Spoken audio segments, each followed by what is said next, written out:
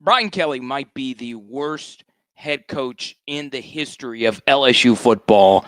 And I am to the point now where it might be time to actually pay the buyout, because what we saw tonight is so unfreaking believably unacceptable. And I understand that the main conversation is going to be special teams, where we can't even make a freaking tackle on special teams. But holy shit,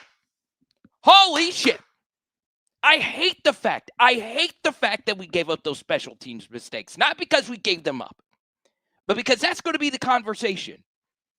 Y'all, Texas A&M just beat the living shit out of us. Pulverized us.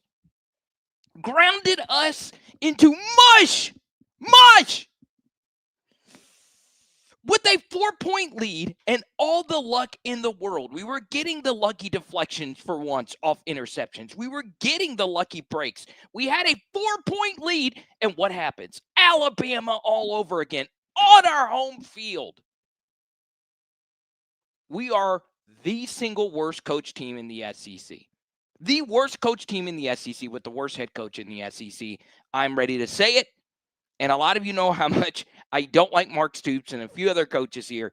Brian Kelly had one of the best jobs in the SEC. The number 3 job consensus in the minds of many has turned this program into dust. Dust! We are dust. Every single one of us are watching dust. Dust! That is what it is. And we'll talk about these special teams errors. We will. But this is so key.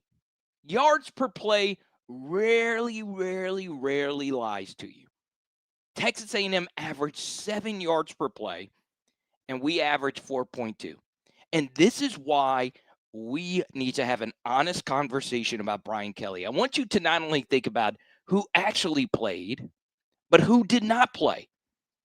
Did you notice who the best linebacker was in the SEC? A guy that played for our team last year that we told to hit the freaking road. Xavier Debo-Atkins. It would have been nice to have him on the field to guard Marcel Reed. But we have the single worst linebacker pairing in the SEC. And I understand Marcel Reed has a really good shot of winning the Heisman now. But seriously, we cannot get lined up properly. We just cannot get zone read figured out. And there were some special plays that Marcel Reed made in this game that nobody is stopping. I will give him all the credit in the world. But damn it, our linebackers are so poorly coached. Poorly coached. Wasn't the best night for our secondary either. Shout out to A.J. Halsey with the really good interception right before half. That was great. There are so many individual plays that I want to break down. But this conversation we will get to in the film study tomorrow. I want to talk about macro conversations right now with this program that we love. We put so much time and effort. So much time and effort into this team. We thought the Clemson game was going to be a sign of us making a run to the college football playoff. We are the dumbasses. We are the dumbasses. You, me, all of us were the dumbasses in believing that Brian Kelly was going to lead us to somewhere that we thought we could actually go this year, which is a college football playoff. And I want you to take a macro look at this program right now. I want you to think about this. Think about it. A few years ago in 2022, what happened? What happened? Tennessee fans decided to take out their family jewels and drop them on Tiger Stadium and sing Rocky Top. You heard it. It was 11 a.m. in the morning. We could not figure out special teams. We couldn't figure out anything. And that was a great Tennessee team. And then guess what happened in 2023? Well, lucky enough, we did not get our asses kicked at home. But in 2024, Alabama happened, and our stadium, our sacred grounds, was covered in crimson. Singing that rammer, jammer, yellow hammer bullshit all over the place. And you know what we have to do? We have to unzip our pants with no lube and take it. had to take those elephant cocks right down our freaking booties. I hated it. I hated it. And guess what happened? Guess what happened after that? We thought, okay, there's not going to be any more home beatdowns. Oh, we did not think we were going to get our asses kicked tonight. We did not think we were going to get our asses kicked. We did not. But what happened? Oh, God, what happened? With a 4-point lead. We had a 4-point lead. Who?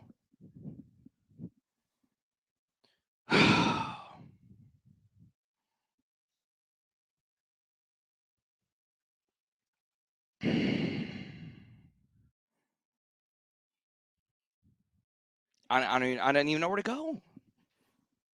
I want to break down this game. Normally in the post-game live streams, I want to break down this game. I'm broken. I am broken. I don't know. I'm broken. My ass is broken. And I never thought I would see this. I never thought. But does it not feel like when you watch Garrett Nussmeier play the quarterback position that a college athlete is washed? Normally, when you think of washed, you think of an NFL player. You think of someone who is on their last legs, Jerry Rice in a Seahawks uniform. That's when you think of as washed. Garrett feels washed. He feels broken down. He feels like he's been playing the game too long. 4.2 yards per play. And that was with explosives. Garrett obviously was not the main reason we lost this game tonight. It was not. The same thing can be said about last week versus Vanderbilt. Well, what can we say? Well, normally when you break down a lot of SEC games like I do, and you break down a lot of big games that we have won in the past, guess what? The difference is the more mobile quarterback. We simply just could not gain the yards with our QB run game.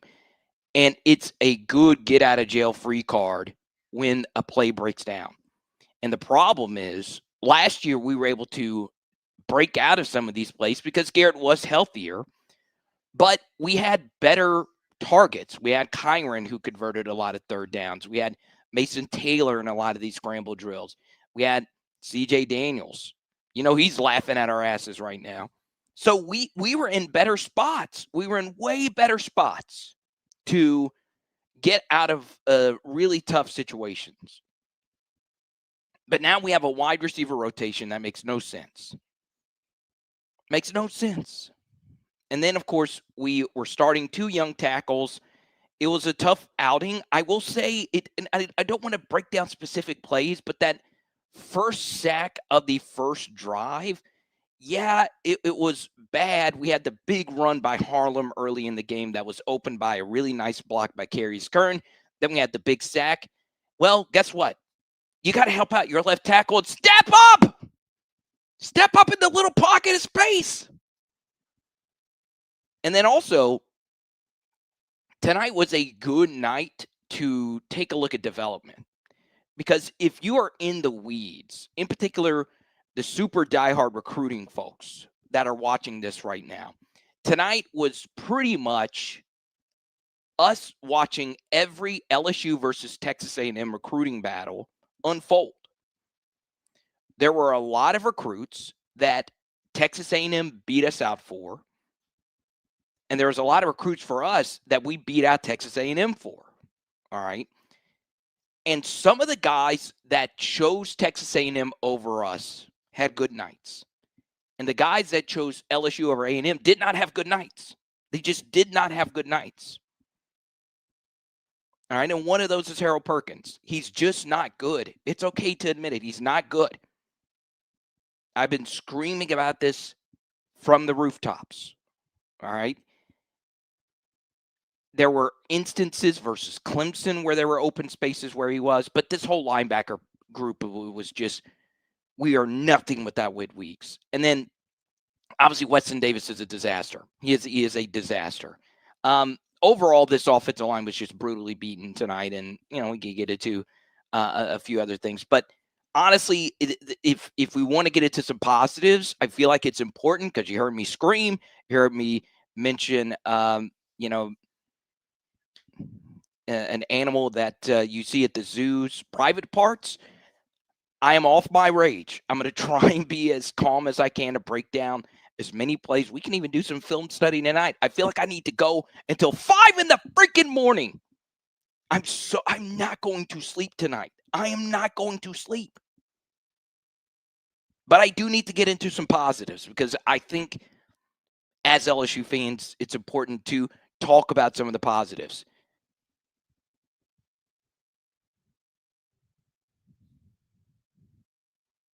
We go to our first super chat because there are no positives. When I am in this state, there are no positives. There's none. There's none. I don't love my dog anymore. I don't. She's sitting right here. I don't love you. Get out of here. There's nothing positive about my life right now. Nothing. Nothing. Not a single thing. Not a single thing.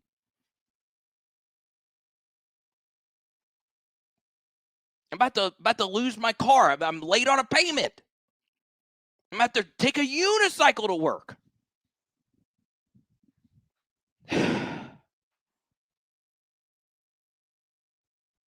Yeah, I don't want to talk about Michael Van Buren, but I thank you for the super chat, Jason. It was a nice touchdown. I still wouldn't have put him in at the end, though, if you're going to do the red shirt shit. But I don't know. Let's go to Bruh337. I bet nobody asked Brian Kelly, why didn't Harlem Berry get fed the ball in the second half, average 7 yards? Yeah, so we got behind the 8 ball. You know, they have the good kickoff return. And by the way, we gave up a pretty bad, it was, and I cut it out of the defensive film study, but our kickoff return that we gave up versus Vanderbilt was gross. And then we gave up one of those. They drive down the field. Marcel Reed dances into the end zone. Then we go 3 and out, basically, and then they have a punt return for a touchdown. Now we're screwed. We're in a really tough spot. So we went away from Harlem Berry. Harlem was fantastic. I was kidding. There are some bright spots. And my car's not getting repossessed. No.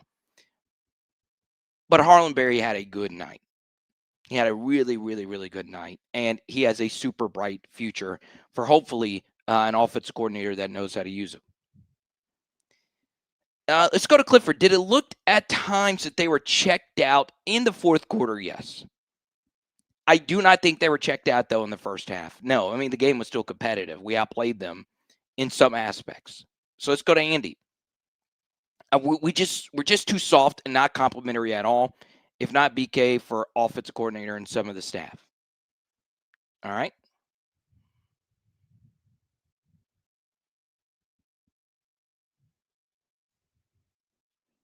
So is it clean house minus Raymond and Wilson, or do you keep Baker in those two? Yeah, we'll get to that in a second. Okay. But I do think Joe Sloan has got to go. It's done. That's so done. But then you got to get into, does it really matter if he's gone? Because obviously if Brian Kelly is fired, he is absolved of that. So I do think this is very important. Okay, before we talk about this game in particular, let me pull this up just to make sure we are all on the same page when it comes to a buyout. So this is via JP Acosta, and I hate talking buyouts because it's so sickening what you get just because you're not good at your job. All right. The worst part of the Brian Kelly contract, and this is the shit that keeps me up at night, is that he got a bonus. He gets a bonus every year for making a bowl game. So if I am not mistaken,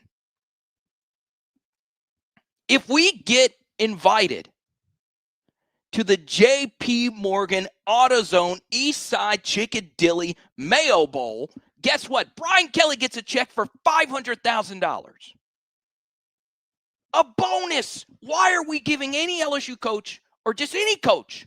I can understand doing that at Mississippi State, who would kick our asses right now, but not at LSU. I'm serious. How many teams in the SEC are we better than right now?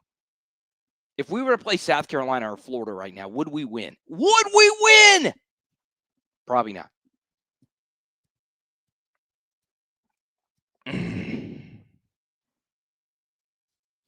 If they fire him during the season, they'd add 90% of whatever is remaining of the $9.4 million he's owed for that year. Scott Woodward, if you fire him tonight, I will happily send you all my super chats for tonight. I will happily do that. Let's go to Sibley. The Aggies had the best QB, no doubt. Playmakers,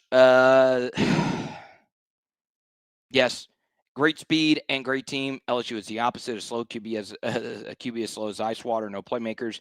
We recruited badly, and the worst QB I've seen in 20 years. I'm not going to say Garrett's the worst QB we've had in the last 20 years, but I will say, and this is not a hot take. This is not a hot take. It's just the God's honest truth. This is the most disastrous quarterback season in comparison of expectations that we have ever had at LSU. That is not a hot take. And I love Garrett. And it's not all his fault. And a lot of you love Garrett for what he's been in the past. But this is such a colossally bad quarterbacking season from Garrett Nussmeier.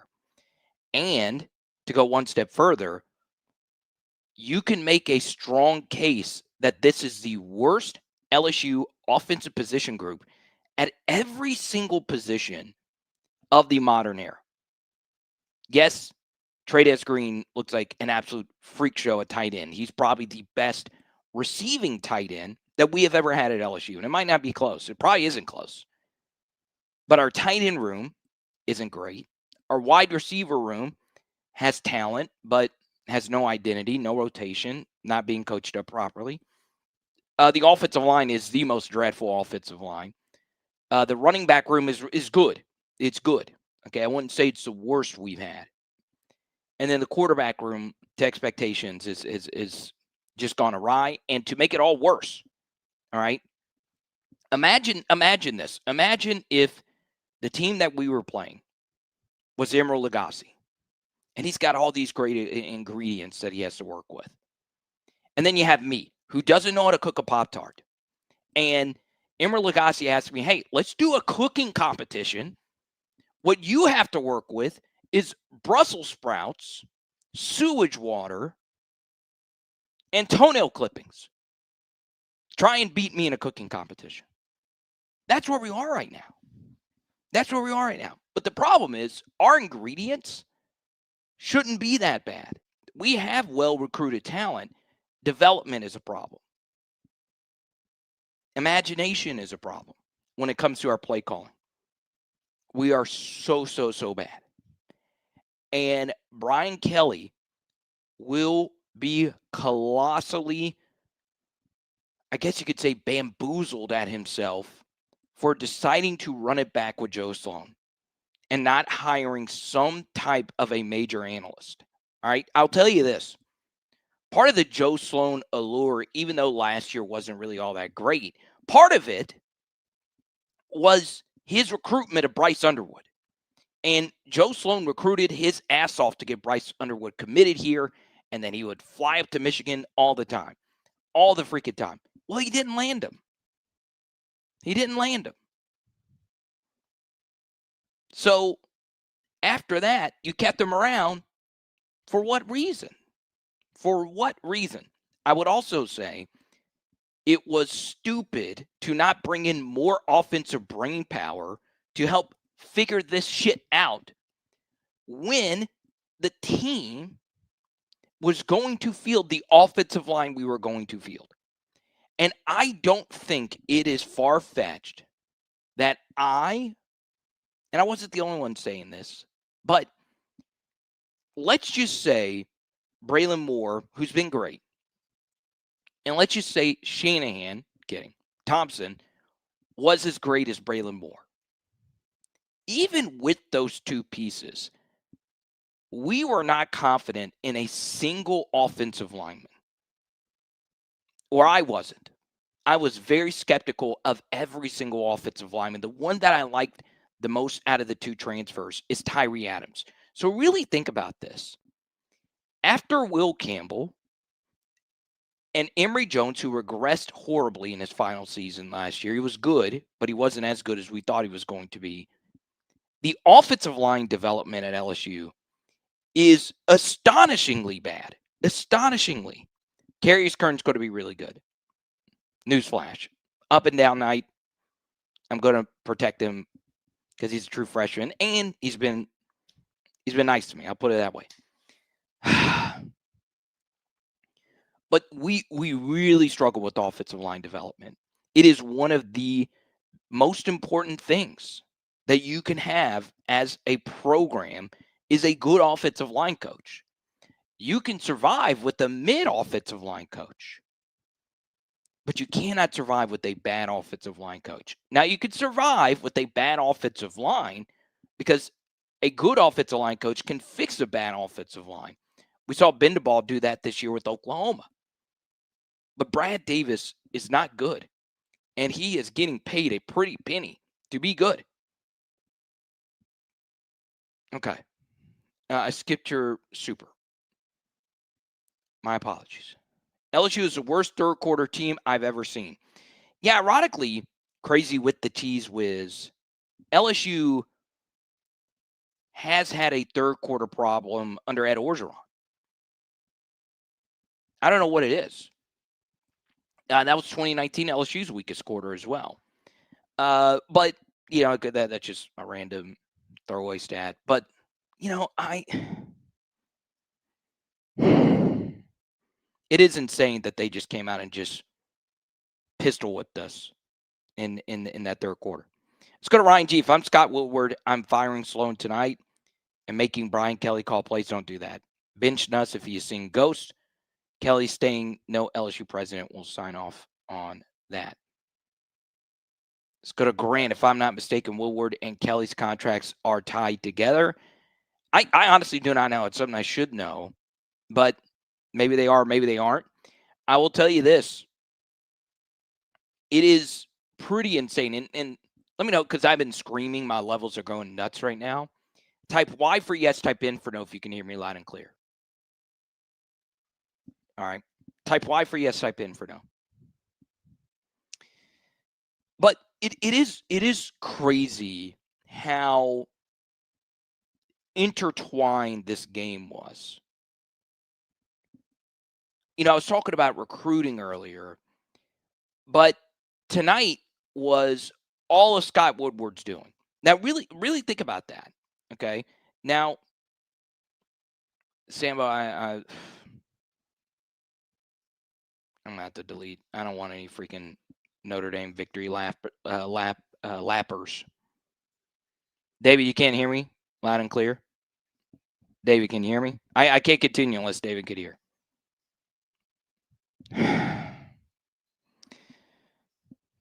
Now, really think about how Scott Woodward's overall tentacles were all over this game. So he hired Jimbo Fisher. They fire him. They have to pay the buyout. And they get Mike ELKO, who was the former coach under Brian Kelly and the former defensive coordinator under Jimbo. Then Brian Kelly is hired to replace Ed Orgeron. And think about, just in this game alone, how many different LSU A&M recruiting battles. You had Terry Bussey, who was a big one for us that we lost. He had a big game. Then, of course, you had Des Ricks, who went to Alabama, but was with A&M tonight. It is just insane how disastrous tonight went for Scott Woodward. Now, I feel like, you know, we've done so many fire Brian Kelly conversations up to this point. I do think some heads need to roll as far as offensive coordinators or just coaches are concerned. And I do think these conversations were already happening. So now we'll see what happens tomorrow. I do think some heads will roll. And if they do, we will go live immediately. So, programming note, I know I'm known for the film studies. We will do it, but this film is probably going to get thrown in the trash. But I don't know if I can do it. I really don't know. Because tomorrow, if I release a film study, everyone's going to want to just talk about the coaches that got canned. There will be some coaches getting the boot. It's I would be very shocked if there aren't some heads being rolled in the next 48 hours. Okay. Then we get to the overall arching LSU season for what these next couple weeks are going to look like. Because we go into a bye week. You have 4 more weeks left to go. You would like to think that you beat Arkansas. You would like to think that you can beat Oklahoma at their place, as their season practically ended today as well. And Western Kentucky, you are staring down the barrel at a very real 7-5 season. And that is going to hurt really badly. It is going to hurt so bad. Okay?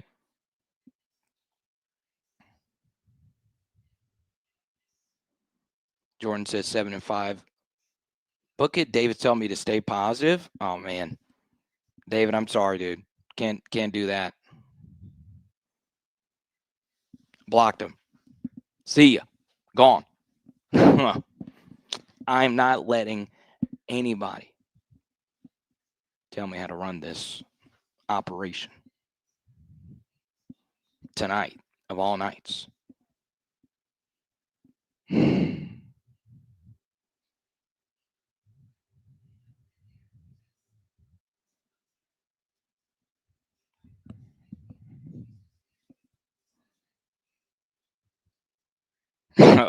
Okay, I got to be honest. Fisty, which feels like that's what I got tonight, honestly. My background has too many fans in the stadium.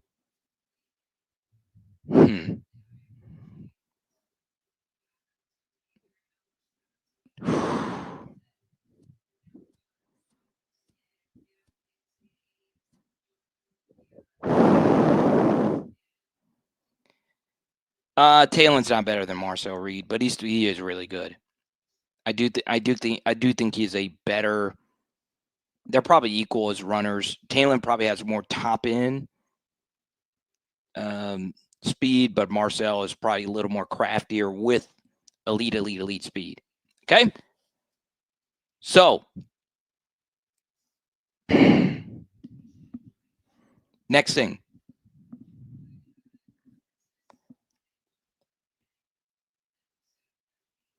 It is amazing that we're going to waste this Mansour Delane season. He made a big play that got us a pick. And honestly, tonight was a really good example of what all we are wasting this year. Now, this is some research that I have done. What makes this loss even worse is normally the team on the back end of true back-to-back road games. So last week, A&M was in a track meet versus Arkansas. Then they played 3 previous SEC games. So this was the 5th game in 5 weeks that they had to play on the road at night. Normally, the team on the back end of a back-to-back road game withers in the second half. So we had a huge advantage in that aspect. But which team was more banged up? Which team looked fresher? Which team looked more athletic? I'm just going to say it. My phone has been blown up by former players at the university. And this guy, I'll be honest, he's always been nice to me. I've talked to him plenty of times when I was at LSU. Tommy Moffitt was a big difference tonight. And I know you don't want to hear it. But he and I'm not normally strength coach guy. And it's hard to say if Jake Flint is good or bad, right? Like, it's hard to ever really say this strength coach is a difference maker. But I do think Tommy Moffitt was big in this game. And yeah, I mean, it's just, you guys watched it. Which team looked like they had a little more giddy up, had a lot more gas in the tank? We look slow. Why are we slow in year 4 of Brian Kelly? You tell me. You tell me. I'm not the expert. God's the only expert. I'm not the expert. And I'll have some repenting to do tomorrow to my Lord and Savior Jesus Christ for some of my curse words. I've already privately said a quick prayer to my dear beloved Jesus Christ. But it's insane. It's insane.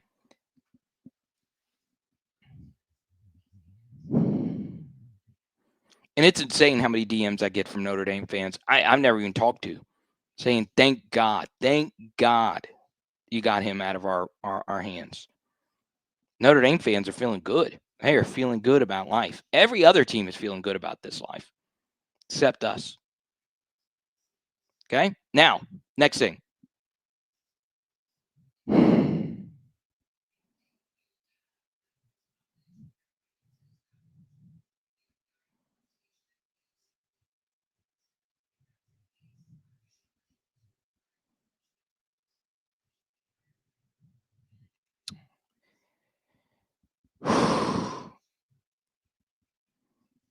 I just can't. I don't know.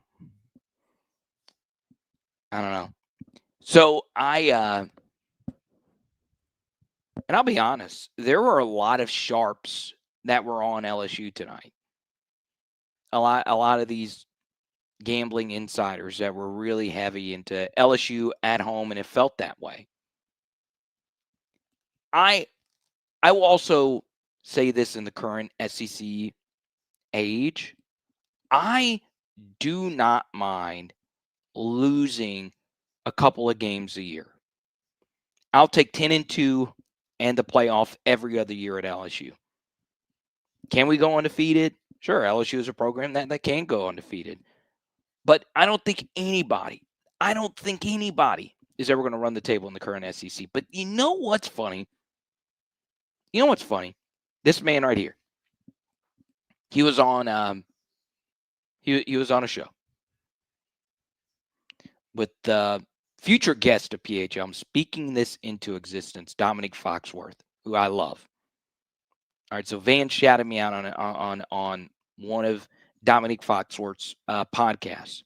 And you know what Van shouted me out for? It's that a sign of bad coaching is when you're at a good program and you're getting your asses kicked. That is the sign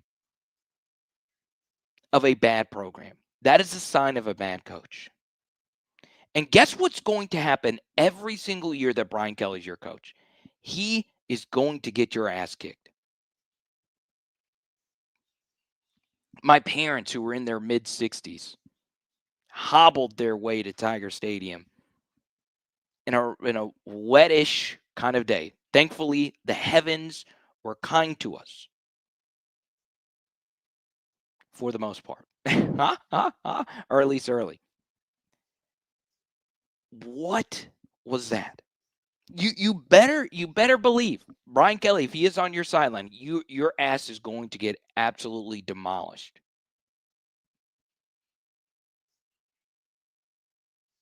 The truth, though, is I don't know. But remember this. This is one thing I want to tell each and every one of you to your faces. Van, all our supers, all the people that watch and support PHL, I want to let every single one of your sweet souls, I want you, when you lay your infants or your kids to sleep at night, you've probably already done it, or they're probably woken up now crying because they've heard me screaming. You know what I want you to do? I want you to look at them. I want you to hold your kids so tight. Maybe when they wake up in the morning and you just tell them, you're spoiled. You're so spoiled. Because that's what Brian Kelly told all of us. That we are spoiled rotten. when you are about to get $50 million guaranteed to walk away from the program. By the way, buyouts suck even worse in the NIL era because you got to clean house and then you got to buy a new roster, bring in a new coach. I hope those Silicon Valley billionaires that do support LSU football are on the phone right now with Scott saying, look, get this mess out of here. Hell, Woodward, Catholic High grad, give me the coach from Catholic High right now. I'll sign off on it. I will sign off on that shit right now. I will do it right now. Get this shit out of here. I'm so sick of it. I'm so sick of it. But here's the thing. Is that I have had the position in the past of, hey, one offensive coordinator can change this. One offensive coordinator can change it. But here's the problem. I have a feeling that if we were to get an OC that I would like a lot, Buster Faulkner at Georgia Tech, or if Bobby Petrino gets canned, he would be great here. There's plenty of offensive coordinators better than Joe Sloan. Actually, if you're an offensive coordinator right now and you're breathing, you're probably better than what Joe Sloan has done this year. And Joe is a really nice guy personally, but that's where we are right now. And it's not all his fault that we're here. But I feel like if we were to get an OC and we were to keep Brian Kelly to save money, we got the OC that we wanted, the OC that would change everything. You want to know what Brian Kelly would do right when the OC would sign the piece of paper? He would call a damn timeout because he is addicted to calling timeouts. You want to know why he's addicted to calling timeouts? Because we don't know how to line up properly. So I have in my notes over here, okay, to save this for this portion of the live stream because I needed something else to inject into my soul of hatred towards this program right now under Brian Kelly. This shit, this pisses me off. This pisses me off. I've had the great fortune, in fact, to get back into play-by-play with high school football. I've done college basketball for the last 5 years, and now I've gotten a chance to do high school football. I want to do college football. I want to do NFL. I love play-by-play. I'm no Chris Blair, but I'm good. And you want to know what you know what I see at high school games on Friday nights? I see good coaching. Or at least coaching that's better than Brian Kelly. Because you know what they do a good job of? They don't burn useless timeouts. But gosh darn it, you knew it. This was salt in the wounds. Our legs were already severed. And Brian Kelly said, look, let me grab a pound of salt and just put it right on your freaking kneecaps because I'm going to blow a timeout because we can't get lined up properly. Have you ever just sat and watched? I do the film studies in slow motion. And you could see it for yourself. Stevie Wonder could see it. We can't line up properly. And when we can't line up properly, guess what? When we actually do run a play, we have players that struggle to stand upright, standing, boots on the ground. We always have offensive linemen falling over. Dude.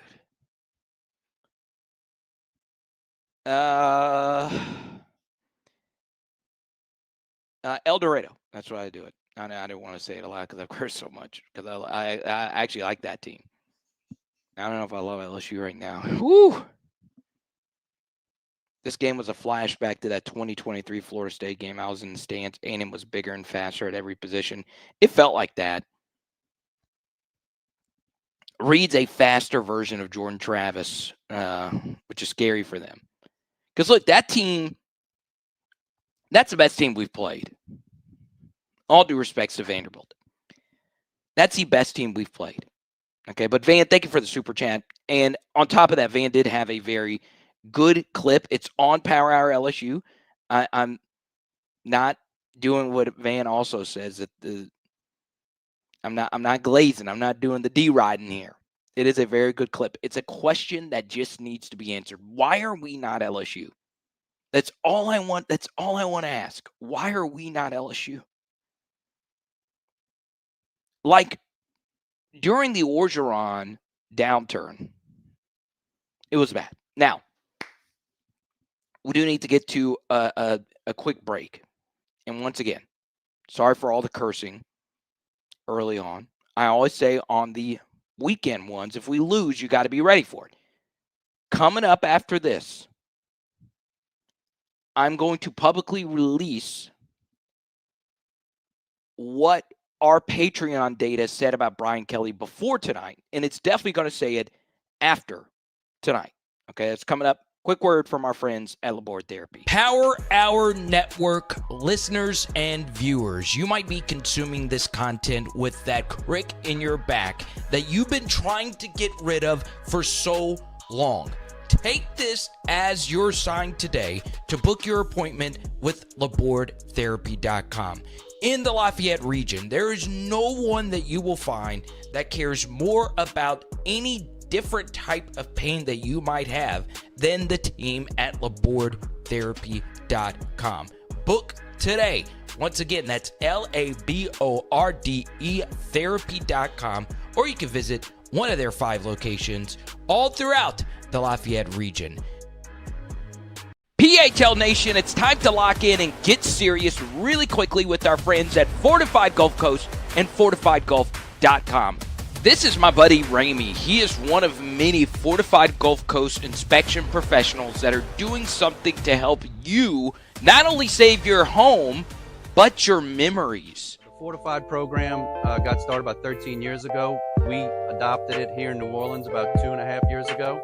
It's a more advanced way of doing the roof. It adds an extra layer of protection, whereas even if a hurricane was to pull the shingles off this roof, water will still not get into the house.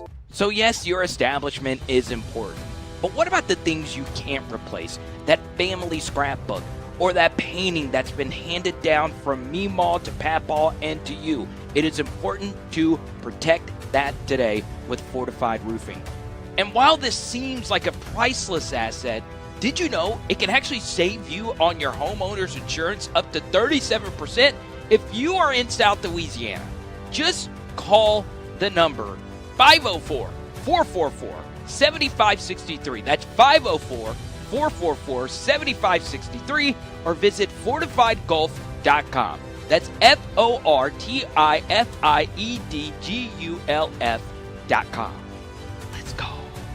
Alrighty, so you can go to patreon.com/LSU football, be a part of our Discord where we have very open conversations. And this was a data deep dive done by our friends at Arkansas Quaint, and they sent this to me, and I did my own research on it. And basically, you could see here, this is the worst offense of the LSU era.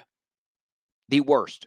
We actually went up in points per game, but that was garbage time nonsense. That last touchdown by Michael Van Buren. And then you could also see we had the worst defense. And right now we have terrible special teams. We have terrible everything, to be honest. And then you get to hear what's interesting is that this is not an LSU thing. This is a Brian Kelly thing. Okay, I did this wrong, actually. All right.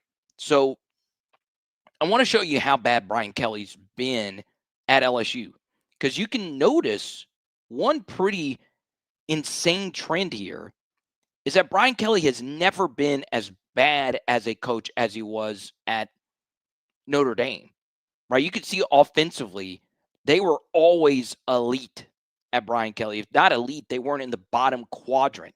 The worst points per game offensive rank Brian Kelly ever had at Notre Dame was 73rd. We are 101st. The worst defense he ever had was 78th. We're 85th. Well, that was in 2023, but we're trending negatively there as well. Like, it is so bad how much he has regressed. And it's a question that I think all athletic directors are going to ask. do coaches get washed? Does age play a factor into some of these coaches?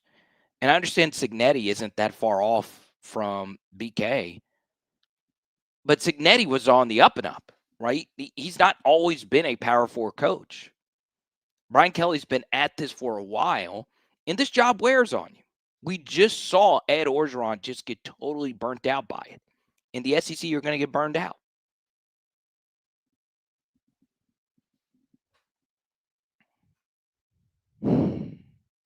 Let's get to the yard per play numbers and just the overall stats from this game. We do it every post-game live stream. It's brought to you by our friends at Zion Imaging, xyanimaging.com. Book your 360 spin booth today with Zion Imaging. All right, so we start off with the far right quadrant here, and A&M was just so much better than us. One big thing that Brian Kelly's been so horrendously bad at, even the years where he, quote unquote, had good defenses, the 2022 LSU defense was the best defense we had since this defense.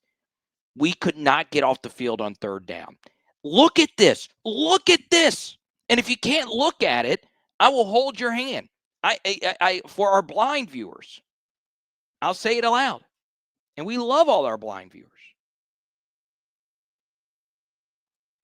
7 of 10 on third downs. 7 of 10. We were a combined 3 for 14. First downs in this game. Texas A&M 24-18. We had a penalty advantage of this game. Could not take advantage of that. Texas A&M 150 more yards than us. Now, do you know how crazy it is to still have 150 more yards than us with special teams touchdowns and special teams yardage? Because special teams touchdowns and special teams yardage eats into the total yardage you potentially could have as a team. So you then get down to the most damaging stat outside of the score, which is yards per play. Remember, punt returns, kick returns, none of that is included in yards per play. A&M at 7, LSU at 4.2. Do you know how hard it is as a Power 4 team to be a full 3 yards per play? And I know technically 2.8, but 3 yards per play, especially when you had a bunch of garbage time there at the end. Yards per completion, 16.8. Now, some of these completions that Marcel Reed had tonight were just truly amazing plays by him. And then you get to the bottom. This is crazy. 11 tackles for loss, Texas A&M with 7 sacks. We had 2. It's crazy. It's absolutely crazy. And we won the turnover battle. It's wild to think. Harlan Berry, 9 carries, 59 yards. Caden Durham, 5 carries for 36 yards. Really good run by Caden, the 28-yarder. Good blocking to the right side. He broke the tackle of number 4, broke one off. Harlan Berry was just sensational. The touchdown run was something we have been missing. You press and then bounce into that space. It was a thing of beauty. Another really good trade-ass game tonight. 6 catches, 54 yards, and a tutty. That touchdown catch was extremely difficult. And then, of course, Aaron Anderson, 5 catches, 59 yards. He had the long catch by Berry on the 41-yarder. It was good to see Garrett actually make that throw. Garrett, I know he's going to get a lot of credit for only having 1 INT. There was others out there. Okay, there's a difference between INTs and interceptable balls. And then you look at Marcel Reed, the red zone INT was bad. The other interception on the deflection from Mansour Delane was just a really good Mansour Delane play. That's the danger when you actually throw in his direction. You could see A&M 5.6 yards per rush. We had 2.2. You adjusted to take out the sacks yards. We were about the same. 5.6 yards per rush to 5.5. Once again, a lot of these numbers do get conflated towards the end of the game with the the game state changing with it being a blowout. Now, let's talk about the special teams.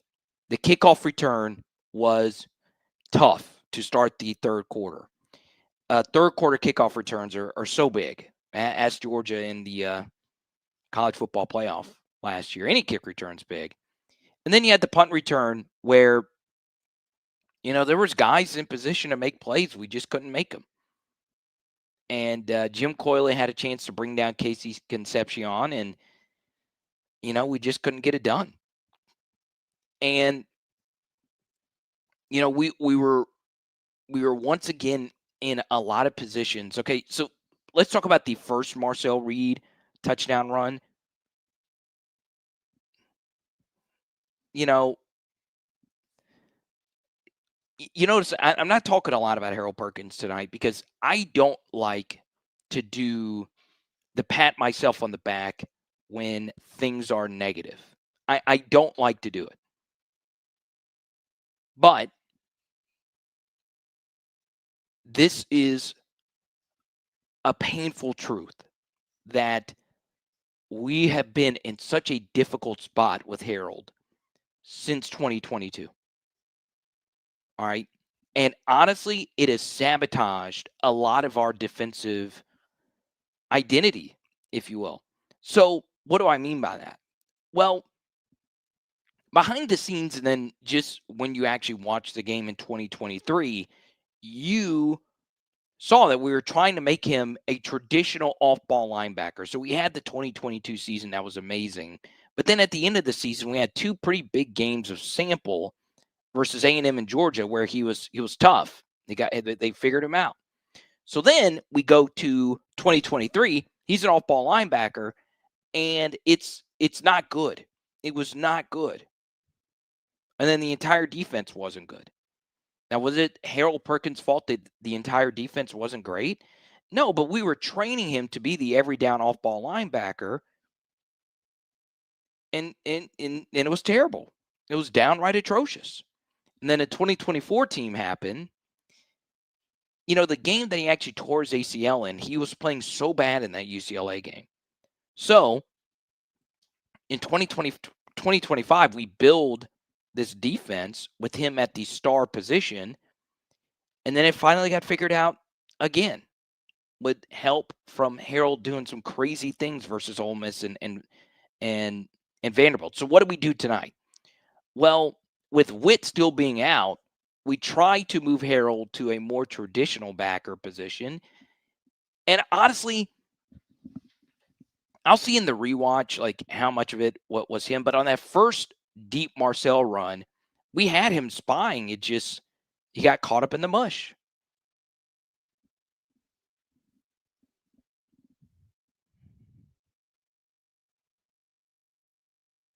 Okay. Yeah, so not having Witt sucks. Now,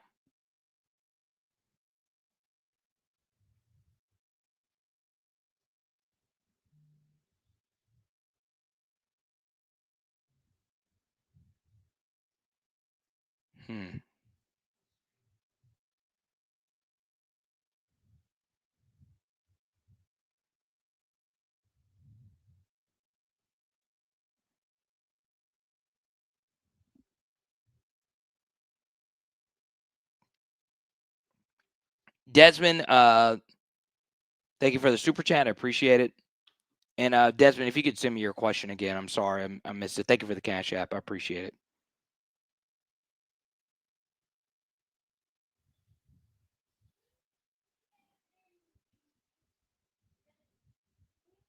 Allowed less points versus Ole Miss than any other team when we played them in Oxford. Okay, so we forced a fumble at the 1. Here's something else that'll make you smarter as a football viewer. And I'm not saying you're not smart, Will. It's that when you constantly as a defense are relying on a super safety to force turnovers at the goal line, eventually that's going to catch up to you. All right, so versus Ole Miss, A.J. Halsey saved so many touchdowns from happening. All right, they were getting ready to run in, and he punched the ball loose. Then Texas A&M almost scores, and Halsey has a big play. So that happens, and you're like, okay, well, we made a nice defensive play, and there you go. But Ole Miss's offense had their way with us. Now, once again, our defense was on the field for 80-plus plays, but so what? I mean, what do you want me to do? You want me to hang the banner for us holding Ole Miss to fewer points than any other SEC game? Hell, Washington State slowed them down. It doesn't mean shit. They were in complete control of that game.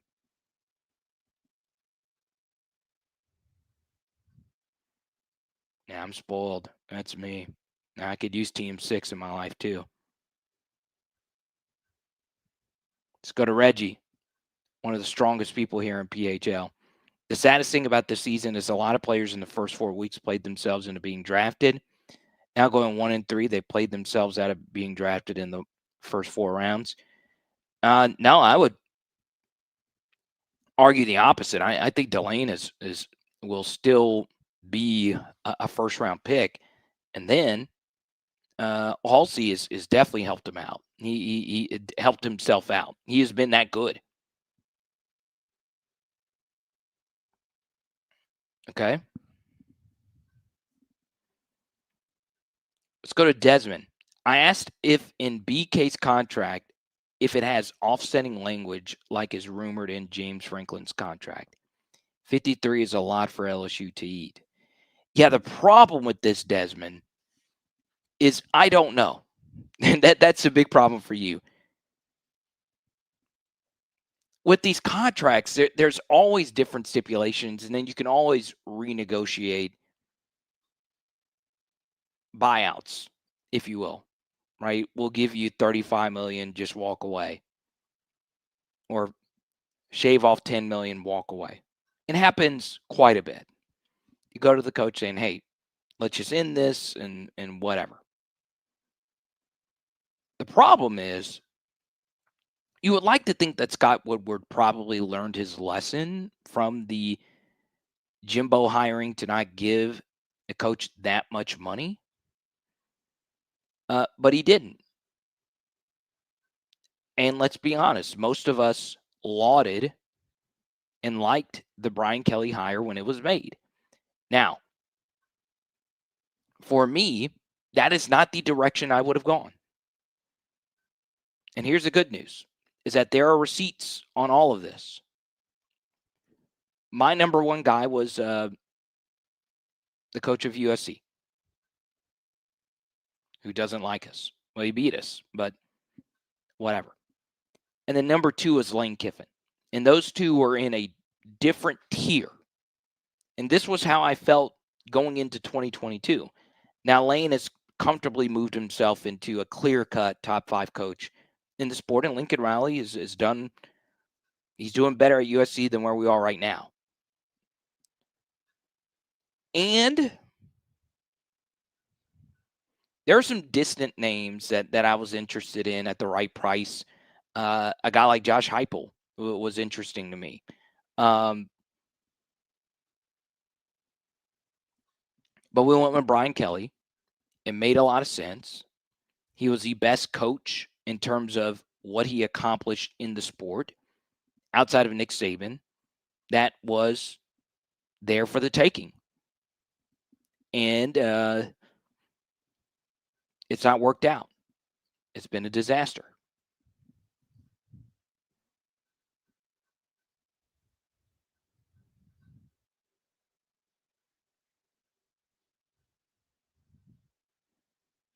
Lincoln is scared to coach in the SEC.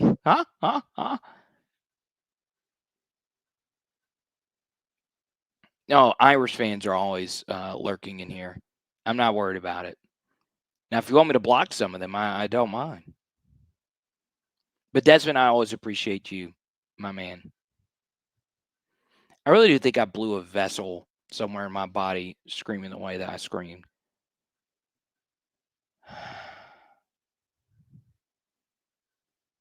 Rambling Ryan. Let's go to, what's up, Jordan? Good to see you. Now,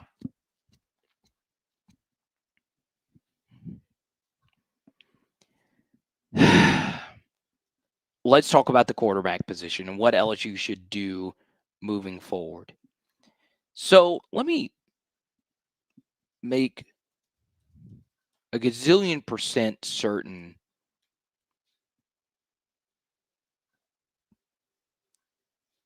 that Michael Van Buren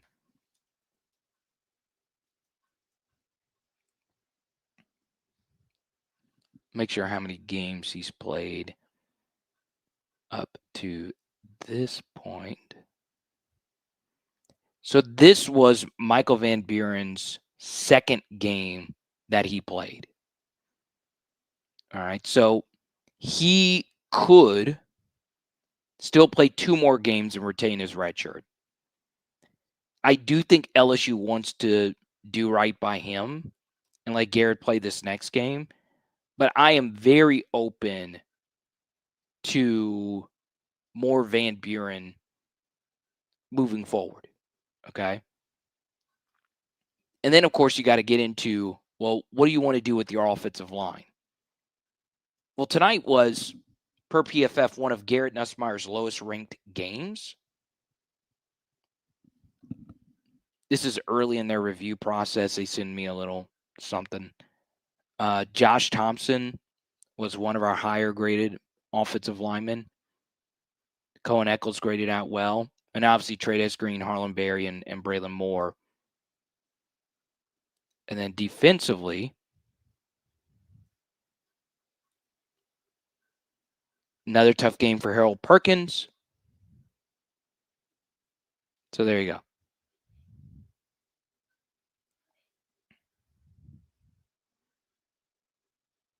Joe Sloan's bad play calling, offensive line trash. Harold Perkins,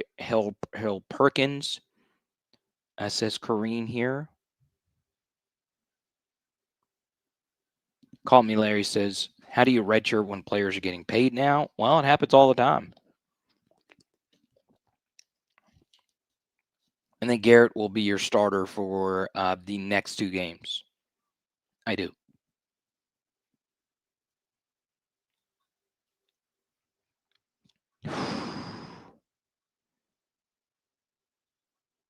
Now, here's what we're going to do.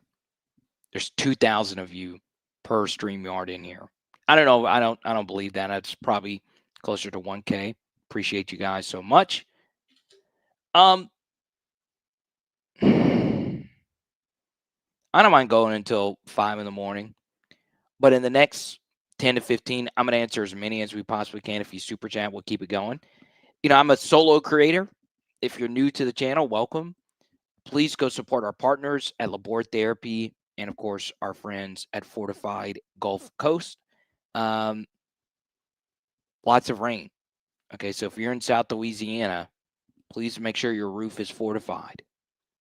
Helps you on your homeowner's insurance. All right. This also helps pay my bills and keeps the lights on here. So please do. Okay. I do want to talk about a few things regarding the wide receiver room at LSU.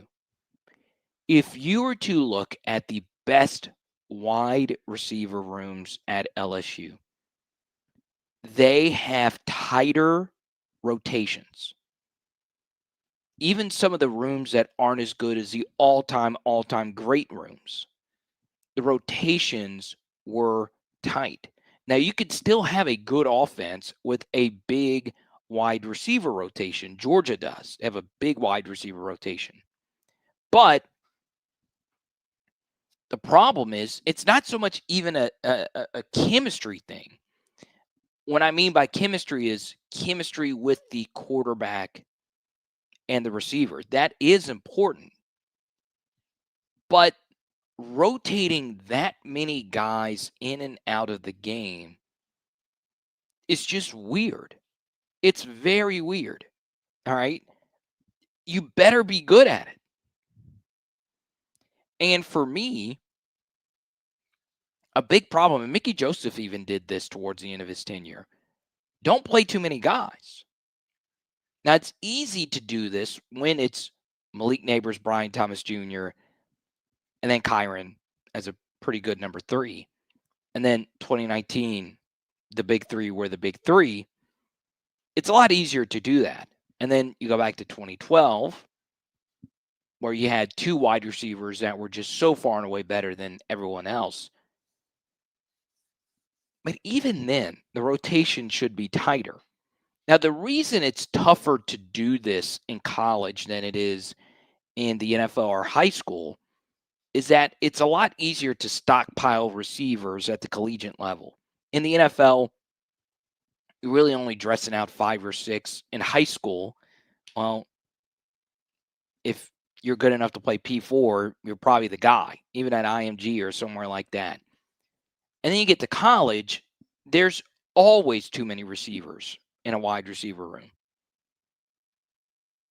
So even if you don't have that special Malik Neighbors type of guy, keep the rotation tight.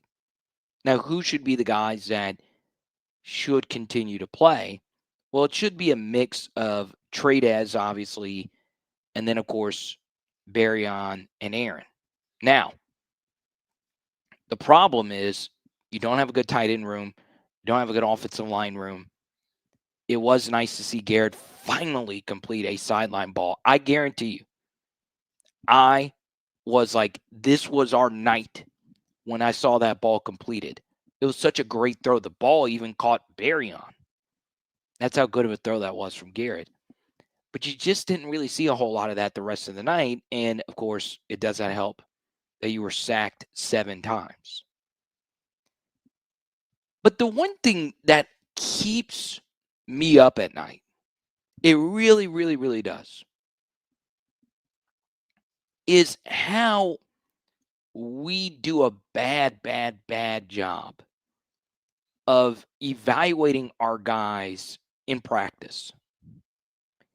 And if Brian Kelly were to miraculously come back next year as the LSU head coach, the one thing he gets wrong a whole hell of a lot is which guys are actually your best guys.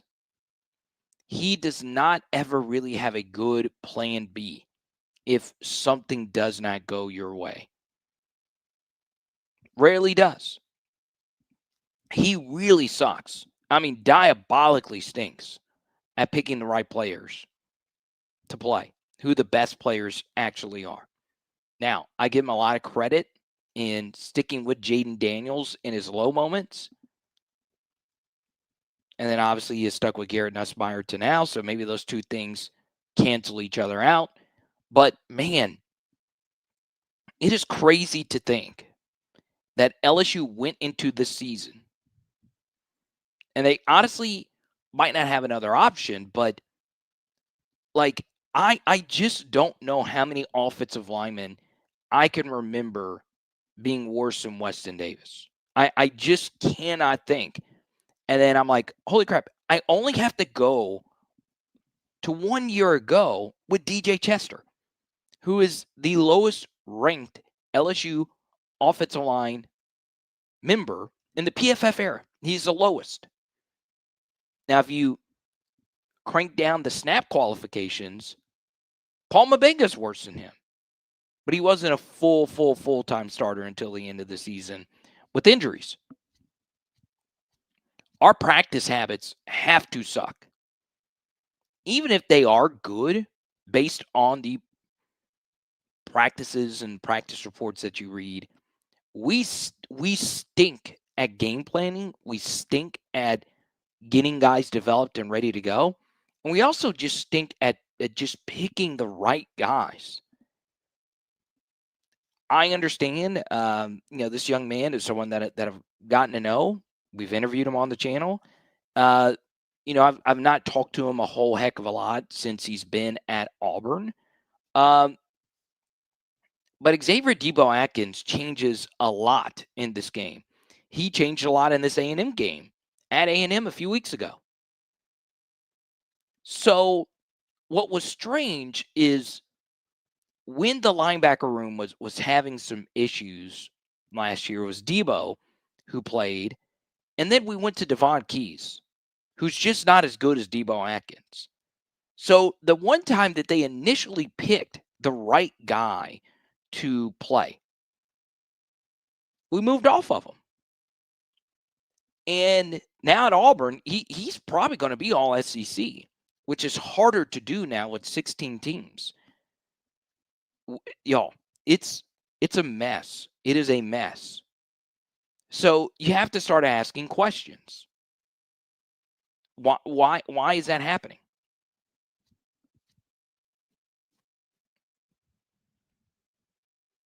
Let's go to Sourdough Man.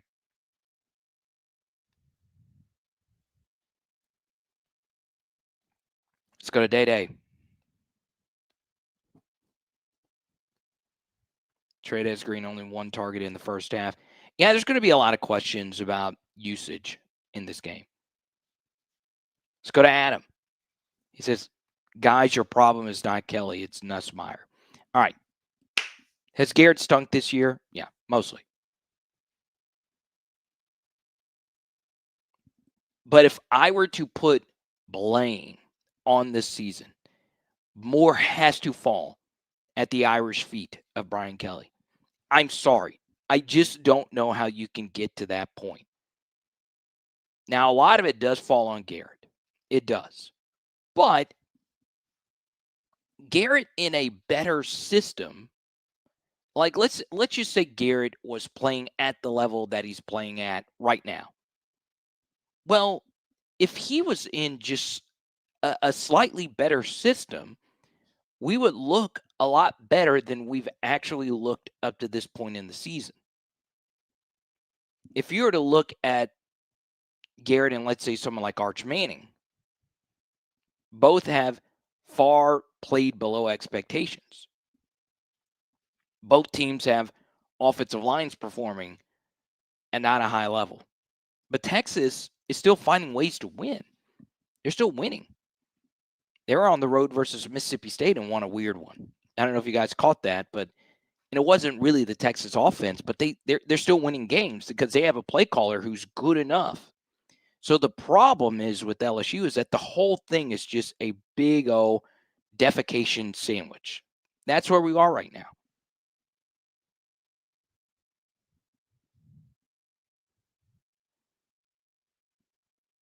I cannot tell you how rancid it is. And the weird thing about it is I am to the point now where everything that we've seen is worse than the lows of the Orgeron tenure. I really do feel that way. And look, I lost relationships with some of the things that I said towards the end of the Orgeron tenure. And look, I'll probably lose some tonight as well, and that's how these things go. I hate that. Let's go to Dreamless Nation. Nuts has zero athleticism, none. Michael Van Buren could have won the last two losses for us.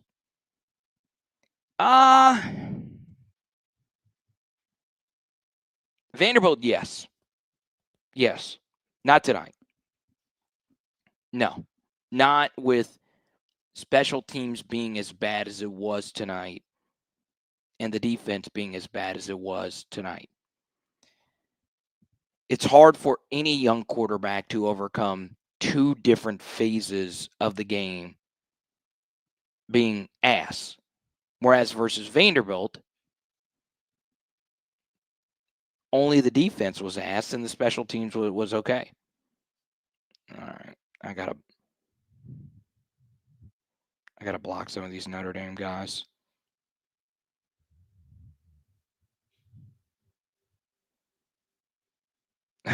Bryson, welcome to the channel. He says calling an offense for Bryce Underwood. It's true.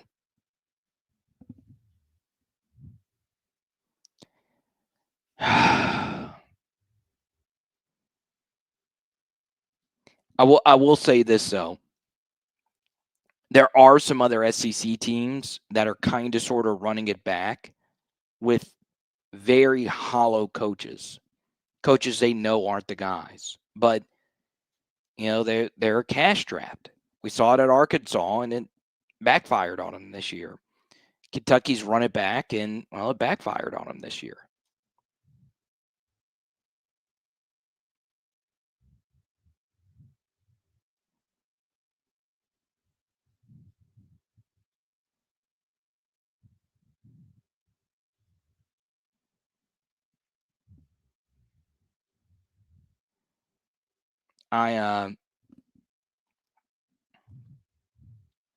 Oh yeah, betting tip. Always bet Tennessee versus Kentucky. Always do it. Stoops has never beaten him. It's just not going to happen.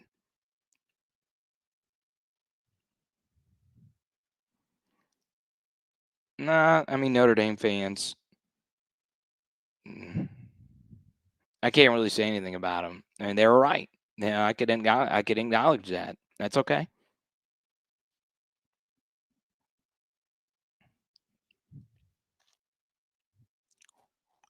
Yeah, I think that's going to happen. I do. Yeah, Cole. Once again, I will probably do a film breakdown. Because I'm not sleeping tonight. But the chances of me doing one has gone down dramatically because I, Cole, have to protect my mental health. I got to put me first. I sound like a tri-delt breaking up with the Sigma Chi. There probably is one doing that right now at 11:47 at Fred's. I got to put me first, Tucker. It's my mental health. Chemistry is kicking my ass right now.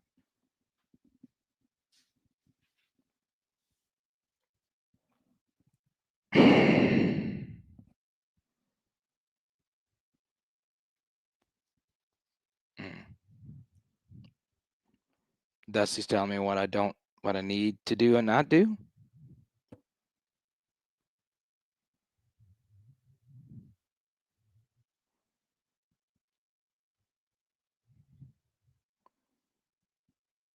But I'm telling you, man, I do think it's time to have a conversation because he's not the biggest problem right now. And just replaying all these A&M plays in my head, a lot of what the A&M players did tonight offensively was them just doing some ridiculously good stuff. But at the same time, you have to ask some questions about Blake Baker. Some. Just a few.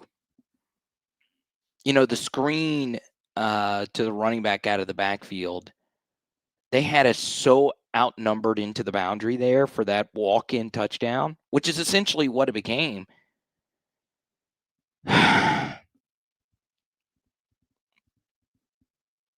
And the thing is, you got all these guys. And you're paying all these guys so much money.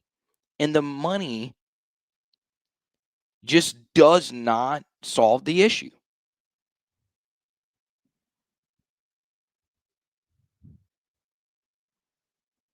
Bass and Bucks Outdoors, welcome. I just got breezed over on Matt Moscone. I don't know what that means. Because it isn't a big picture. But what would it hurt for Michael Van Buren to play a whole game? I would love to see it. So, I think I've seen you in here before. Welcome.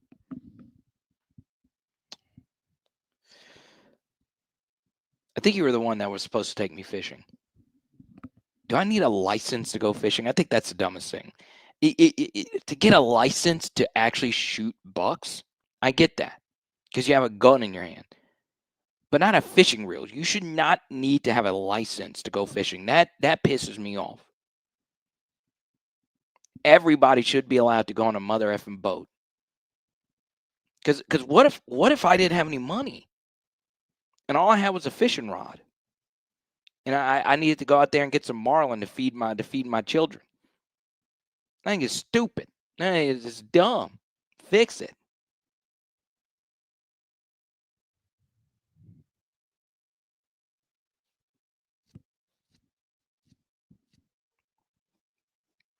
Okay, so let's talk about the Michael Van Buren thing. Yeah, it doesn't hurt at all. I think at this point, with the Vanderbilt game being what it was, which was Garrett's best P4 game since Clemson, and you can go watch the film review where I picked it apart. I thought the Garrett performance was going to be a lot better versus Vanderbilt, and it really wasn't. It was fine, but it still wasn't great. And then tonight was just what it was. Okay, it was a lot of sacks.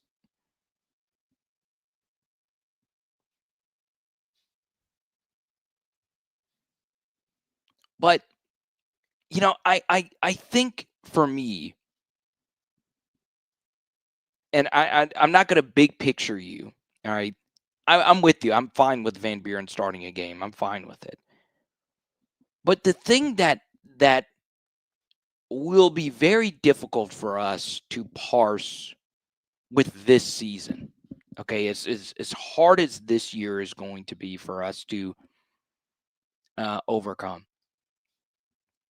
The thing that really, really, really, really bothers me is how rancid everything was. How putrid every last aspect of this team actually was. So it's honestly wild. It's honestly wild to even put into words.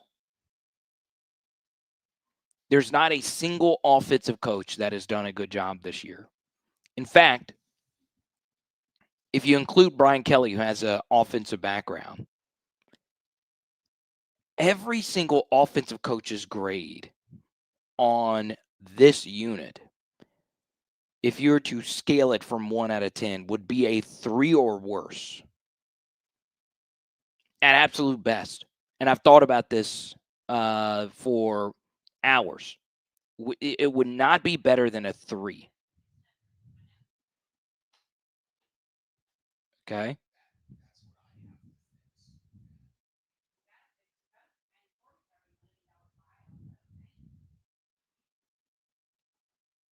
All right. We do this every week. I normally dig up some Brian Kelly audio. If you want to see and hear some Brian Kelly audio, let me know.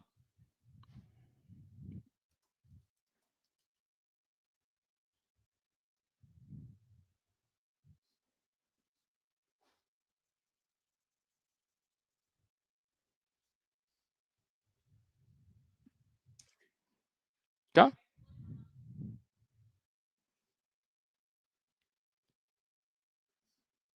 I was going to go with the first. So let's go to Sargent. Let's hear what let's hear what old BK had to say after this game.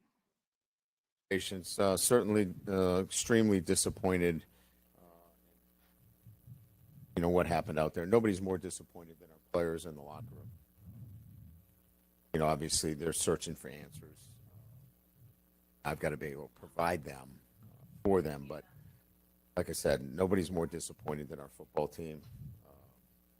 And you know, the performance in the second half was certainly the most disappointing part of this game in itself. So, don't have much to add other than what we saw. So I'll open it up to questions. Coach, in the immediate aftermath and to the best of your ability, can you describe what happened in that second half? Was it mental, physical? I mean, anything in between? Well, I think it's pretty clear. We couldn't get off the field in the first drive defensively, and that was my biggest concern going into halftime, that we needed to come out and get a stop defensively. We weren't able to do that. Then subsequently we were 3 and out, and then, of course, the punt return for a touchdown. We've got the ball pinned to the sideline, and we just didn't execute at the level necessary in that. And I think that was a big, you know, back-to-back touchdowns right out of the gates. And then just the inability offensively to get into any kind of rhythm offensively, which has been, you know, off and on for us, you know, virtually the entire year. And then another no stop on defense. So, you know, I've talked a lot about not being able to play complementary football, but we we complemented ourselves offensively and defense by not playing to the level that we need to. And look, it wasn't that those kids didn't play hard. We did not play to the level and do the things necessary to be successful on the things that I just mentioned. That entire drive, the ball got outside the defense. We weren't aware of a screen. We didn't show enough awareness in that situation. The quarterback got us in some situations where there were some pass rush issues. And then offensively, you guys watched the second half too. We struggled a little bit with protection. And we were not effective enough offensively to sustain any kind of rhythm. And so all three phases early on put us in that situation. All right. We'll get to a few supers and get back to the rest of this BK presser. Yeah, Derek, but it is also different with the gas fully off the throttle there.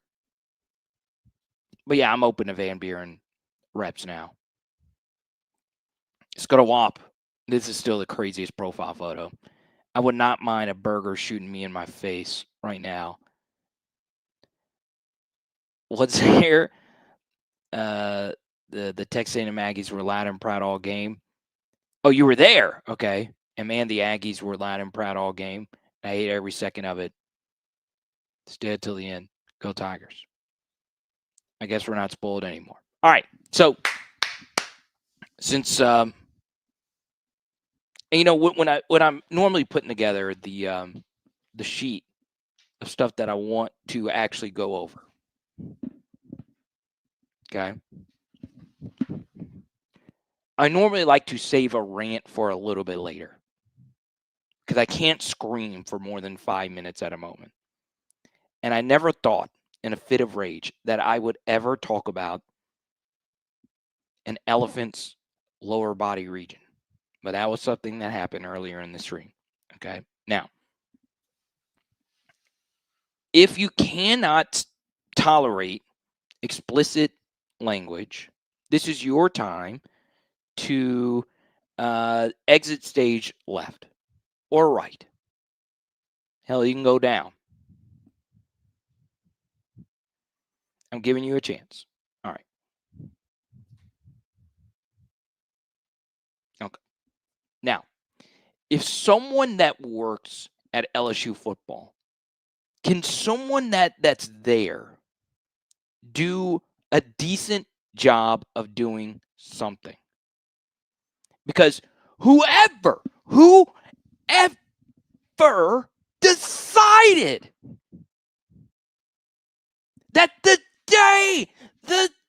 the measly day before we play Texas A&M to announce, hey, guess what? We are raising your ticket prices. Oh, my God. That is the most asinine shit I have ever seen in my life. I was like, okay, cool. PR and everyone at LSU and then marketing, they're going to know how to relay a message to its fans. But no! And guess what? I am very fortunate to get to do this job. It's not even a job. It's what I've always wanted to do. Every single super chat, every single partner, all this stuff that I get to do, I never take it for granted. Never. But I will tell you this. I've never played, never coached at an extremely high level. But more so than those that actually did. The people I have the utmost respect for are the ones that actually put their asses in the seats at these games. And I think of you, WAP, who just super chatted me $5. I feel like I need to send you back that $5 and then some, because you probably took your fellow Whopper family to the game. You took Mrs. Whopper, you took Whopper Jr., you took the crispy-ass fries and the small little onion ring they put in the barbecue sauce on those delicious 99-cent rodeo burgers. You took the whole fam Meemaw Whopper and Papaw Whopper. You probably took them all to the game. And guess what you probably did? You probably bought them nachos. You probably bought them drinks. You probably bought 15 Michelob Ultra Tall Boys that cost $9.99 a piece to drink your sorrows watching that. And WAP, if you're a season ticket holder, guess what you got in your notifications yesterday? You are getting your shit hiked up. You're getting it hiked up. I have a friend that lives locally. Finally got his chance to get in that club level with season tickets. Dude is battling stuff right now. He's been working his whole life to get the season tickets. And you wonder why they can raise it? Because, well, demand is always going to be there. Oh, dude, I couldn't believe it. I knew right when they sent that out that we were going to get our asses kicked. I knew it. I knew it, dude. I knew it. I feel bad for you, JN. I honestly feel terrible for you that put your big whopper asses in those seats. Drives me crazy. Drives me crazy. I could not believe that. Oh, dude.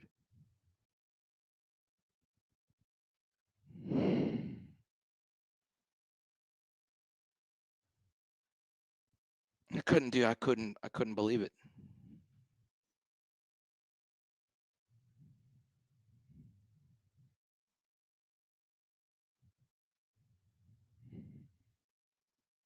I'm hurting, dude. I am hurting.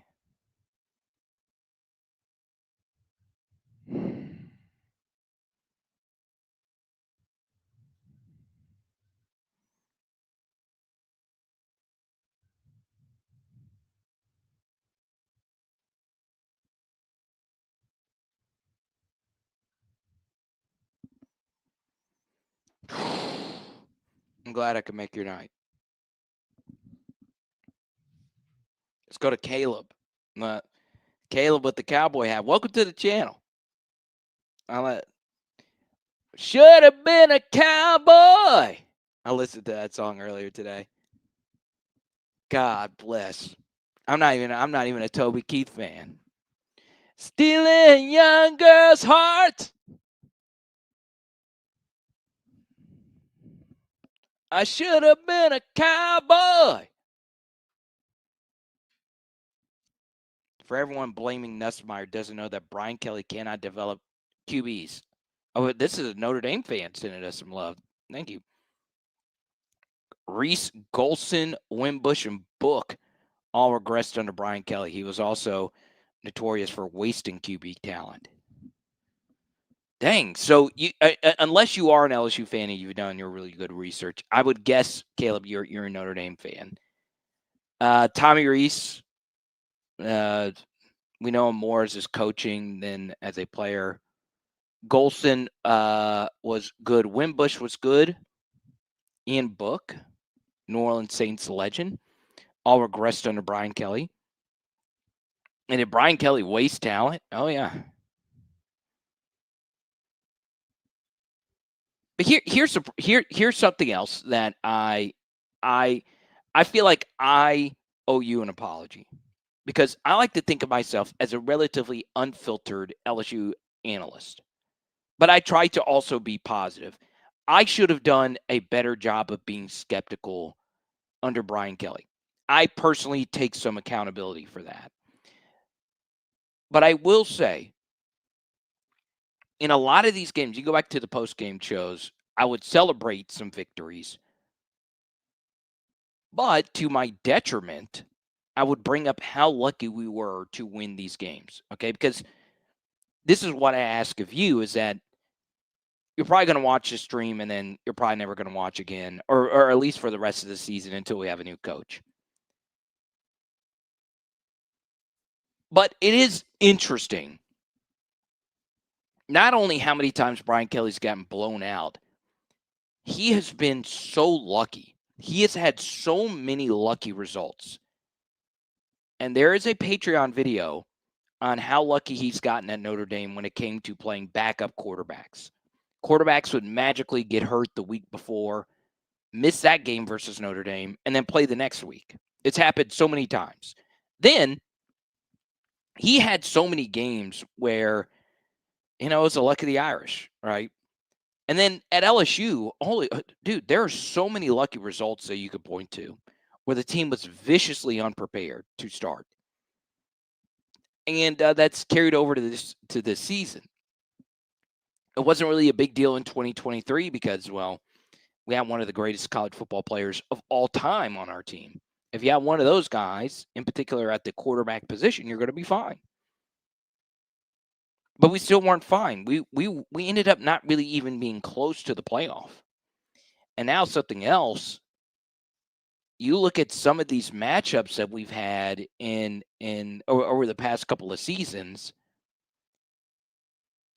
Even with interim Bobby Petrino and a third-string quarterback, we were very lucky to beat A&M a few years ago. And then last year, Garrett threw the game away, but we still couldn't get it done. And they beat us down in the third quarter. And then tonight they beat us down.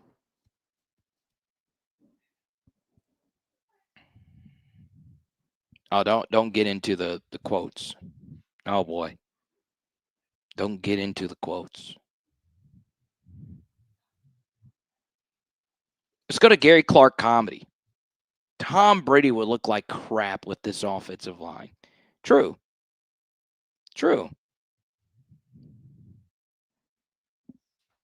But guess what, Gary? I don't know if you're a comedian. I was for 5 years. I'm actually going to start doing some shows again. That's probably one of the best jokes you've ever told in your life. Because guess what? Nobody gives a shit right now about Tom Brady. Not me, not you. Like, I could care less what a quarterback would look like behind LSU's offensive line.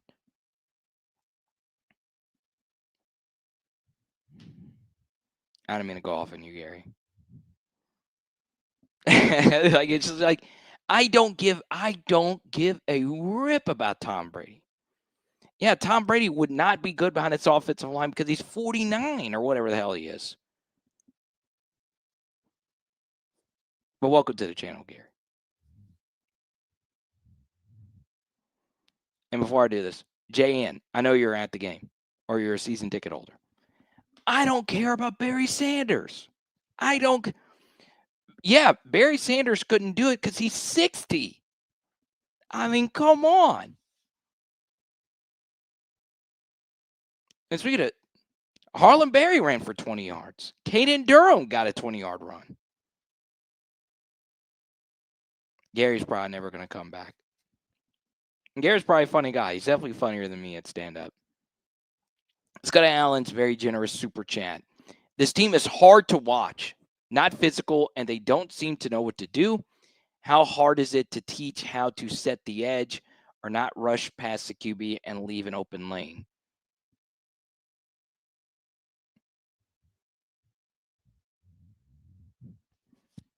Yeah, I don't know. It's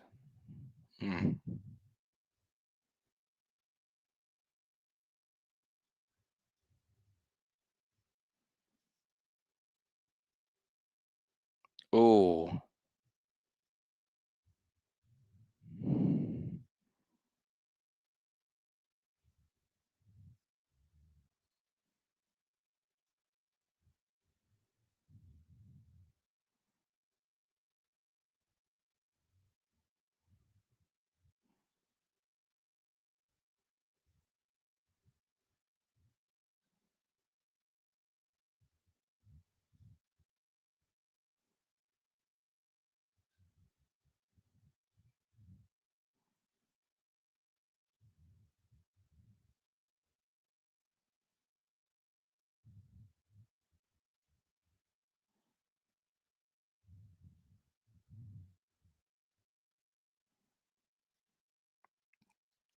All right, if you guys don't mind, I'm going to read some of the Actually, I'm going to show you some of this unfolding here.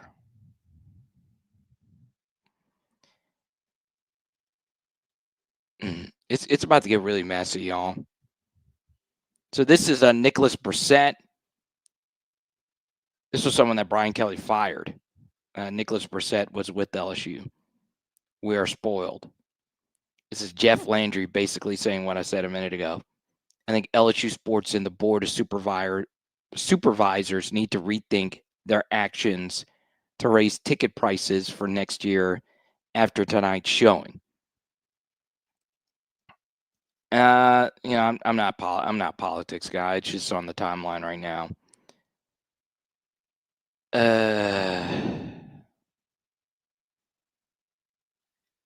Representatives for the Cheez-It Citrus Bowl are attending LSU's postgame press conference.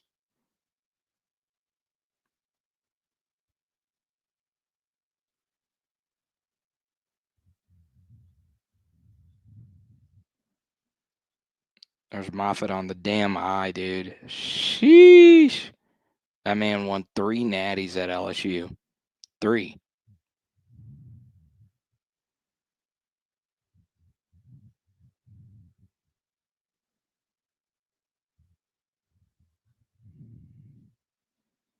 It's tough, man. It's tough. God, dude, I'm.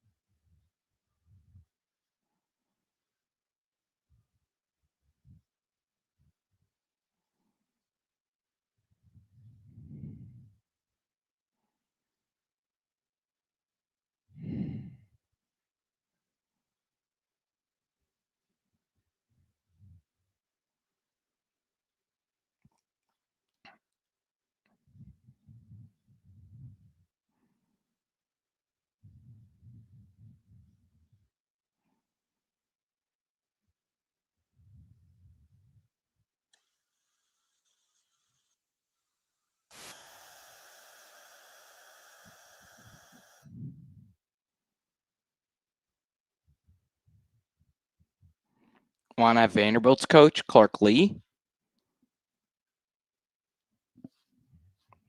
I don't think he's leaving there. I'm serious. Like, I could see a serious infusion of money into Nashville, Tennessee with that program.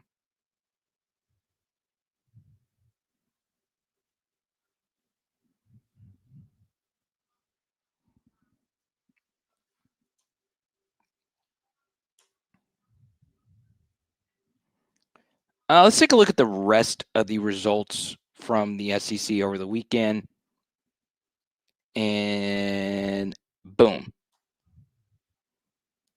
Vanderbilt wins versus Missouri. I was on Arkansas, 2.5. They throw a pick 6, and they lose that one late. South Carolina played Alabama close. Texas Mississippi State was the game of the day.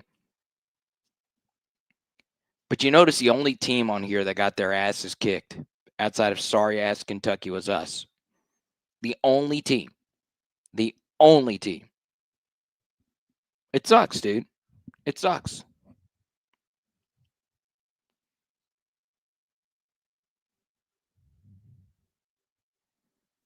Jane, I've been appreciating your comments tonight. Welcome. We'll be live tomorrow night at 8 p.m. Central. And we should have a film study up at 8 in the morning. If I could get myself up to doing it. Okay?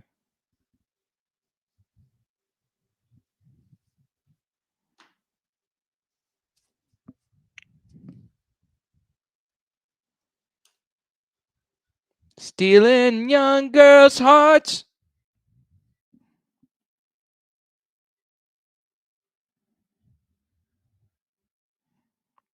Yeah, Caleb. Yeah, that's true. I've also enjoyed Caleb's comments. Okay, good. Gary did not run off Gary Clark comedy. At least it's not the Curly Hallman years. Let's go to Pegasus. So what's the point in me doing all this yelling without providing solutions? Well, for one, I do think you need to at least start Van Buren in one of these final games. I will say, though, I would like to go back and look at history. If there is going to be a new coach, which could happen, then the new coach would need to probably bring in his own guy, bring in his own QB. So now you start getting into, well, what's the point in looking to see what you have when, that guy might not even be here next year. It's weird. It's a weird conversation to have. So I do think Van Buren is owed a start at this point. Then I do think you need to fire Joe Sloan tomorrow. I like Joe. I've talked to Joe before. He is a nice guy. Never talked to him face to face, but it is in my semi-professional opinion that he should be let go. I also think the entire offensive staff needs to be heavily evaluated. I think of the names, obviously Frank Wilson would be the one in the most comfortable spot moving forward. I also don't think that this staff likes working together. I really, really do not think that at all. I have felt this way, and I've also heard this, that this is not a cohesive staff at all.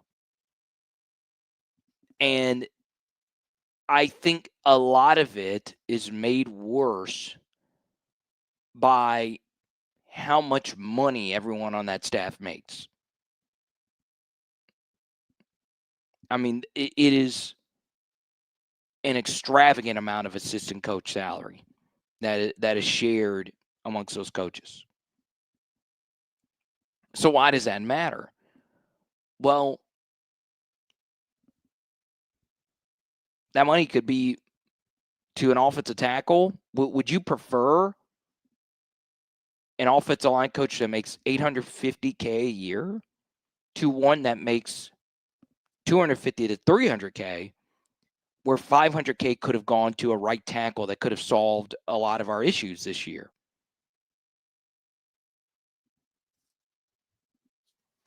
So, I mean, and those offensive linemen don't really exist in the portal. That's just a theoretical, but it's something, right? Like that's what really hurts in all of this, is that there is so much money to be doled out in this spot that it's hard to really fathom that Brian Kelly having so much cash infused to this year's roster, and for the past couple of seasons, these coaching staffs where we're not being coached well, and it's clear that we don't have the elite talent. We don't have enough good guys.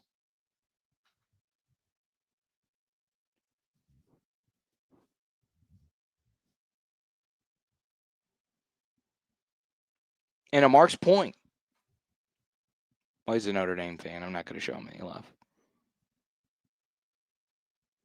Ashdog was looking ahead to Western Kentucky. Well, they just went to Louisiana and got a victory.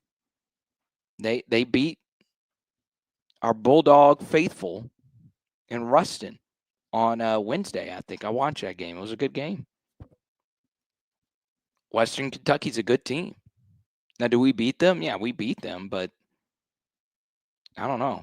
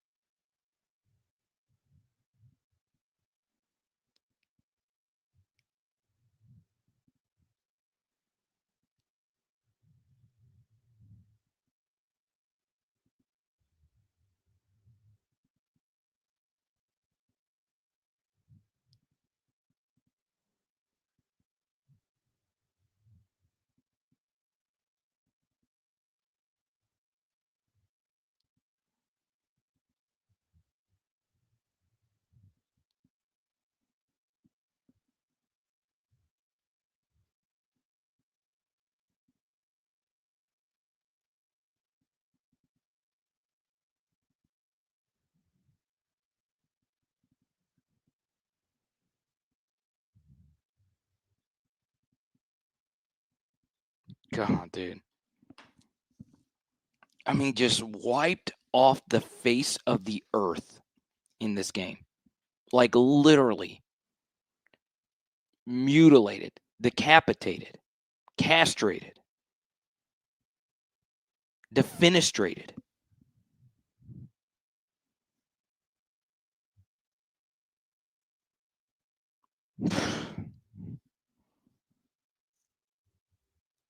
How? Like,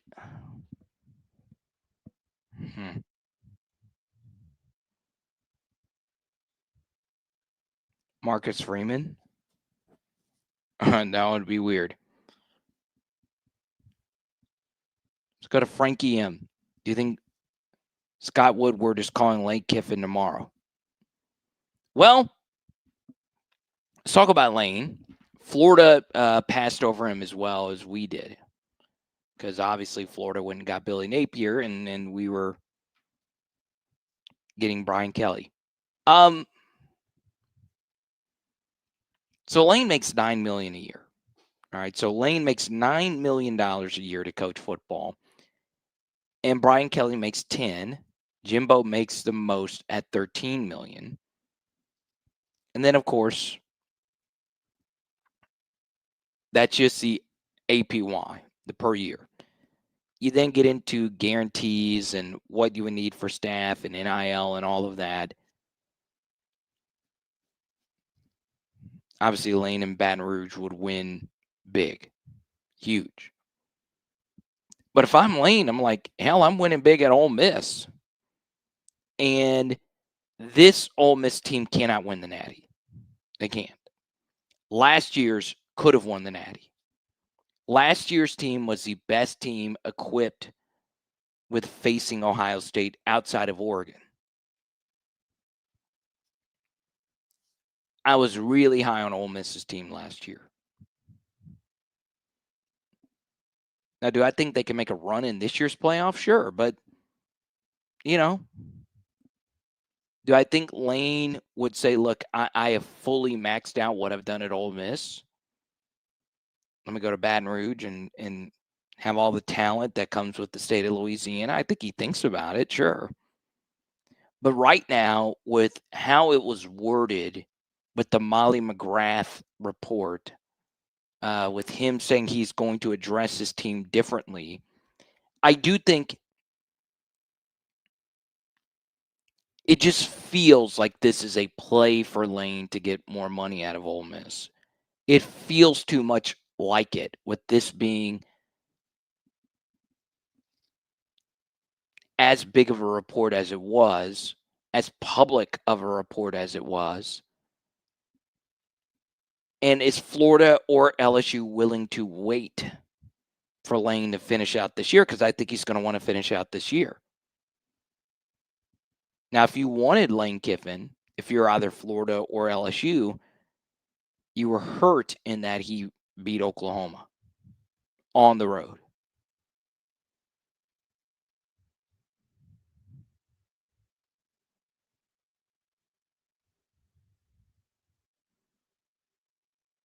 Take what you give. I mean, no shit.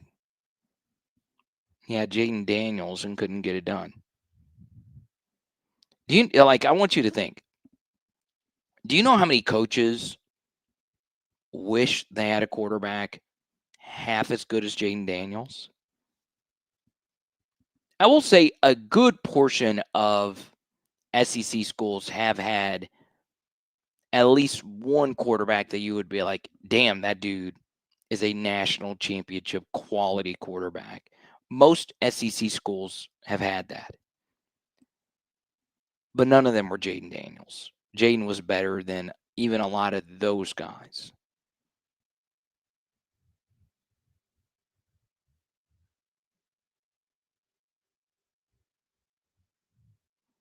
But one thing you do need to factor in is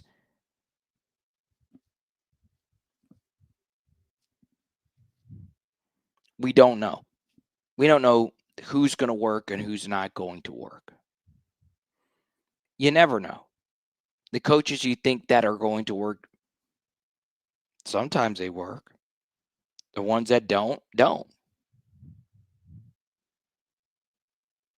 And sometimes some of the ones that you don't think are going to work, they do work.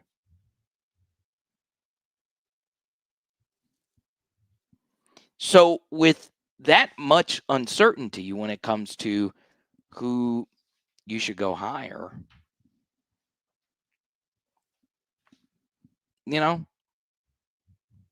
who really knows what works and what doesn't?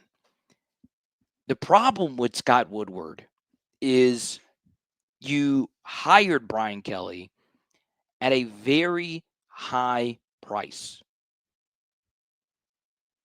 And the thing is, when you are paying for something, you don't ever want to pay for a service that is so high when you know it might not work.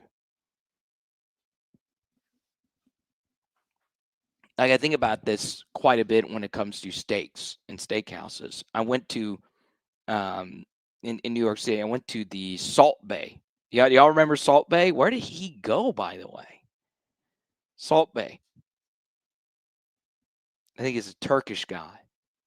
And I loved his videos. Dude, he had Instagram in a stranglehold, the same way Marcel Reed had a stranglehold on us tonight.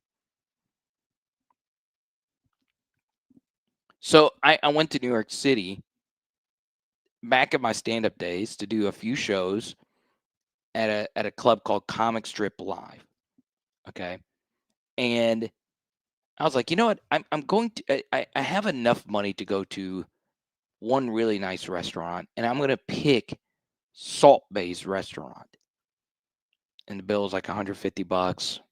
Could have been more. And it sucked. It sucked.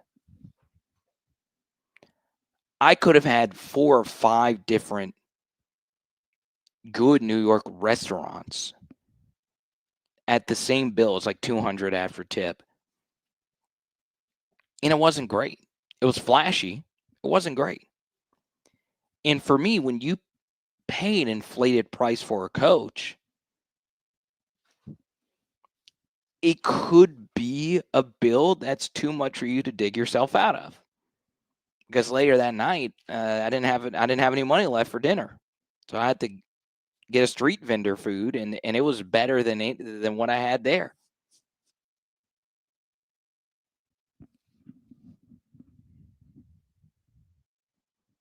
Let's go to Bama 8, Uncle Lou 1, because you likely can't win a natty at Ole Miss, but you can at LSU. And Ole Miss's schedule is about to be not as favorable. Yeah, I mean, sure, I think if you were to poll most fans of the sport, is LSU a better job than Ole Miss? Yeah, in terms of alumni, probably in terms of NIL. Even Lane publicly said in his postgame after the LSU game, talked about how we spent more than anybody else when it comes to getting good DBs out of the portal. Cool stuff. But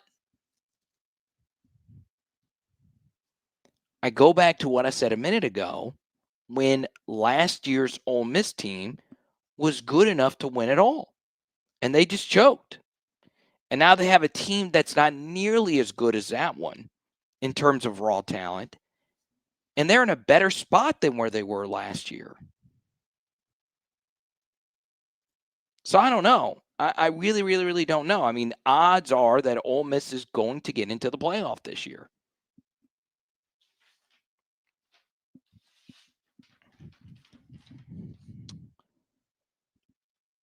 They will play South Carolina, Citadel, Florida, and Mississippi State. The likelihood that they choke away these final 4 games is low. If they go 3-1, they get into the playoff. That's it. End of story.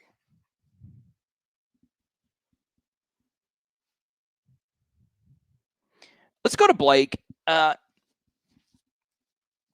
thought the most interesting chew out, and I'm glad you brought this up, Blake, was Brian Kelly to the special teams coordinator. God bless. And I think one thing that's going to hurt Brian Kelly, and it's also going to hurt me because I feel like my head is throbbing with all the yelling we did to start. Holy crap, dude. Why? And this is just a simple question. Why does Brian Kelly get so heated on the sideline? Like, it's not working, dude. Calm down. And I know what a lot of you would say, Carter, a lot of coaches get heated on the sidelines. Nick Saban gets heated on the sidelines. Well, Nick Saban also won games. His teams also didn't make the mistake the next time he would chew them out. Maybe these chew outs isn't the way to coach this set of coaches and this set of teams.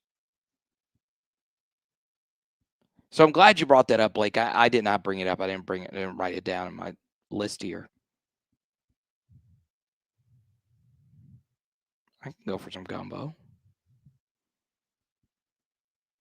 Braden Laborde says, we sold our souls for 2019. All right, so I'll bring it up to you, Braden, or to anyone. Would you take everything that has happened to LSU football over the past 5 years? Let's just say let's say if the Brian Kelly tenure had 2 different playoff appearances, but no natties.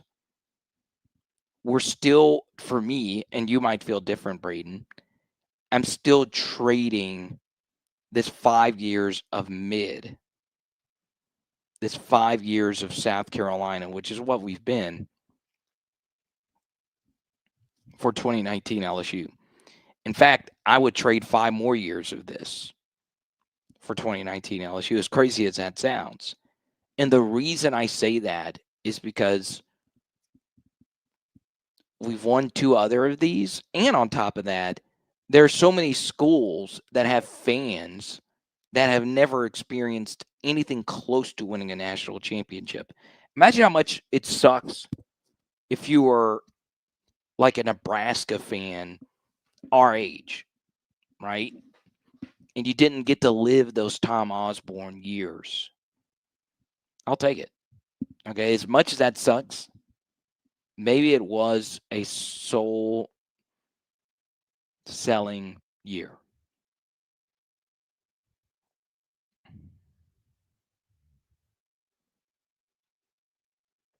Joe Brady should be the head coach, says opinions.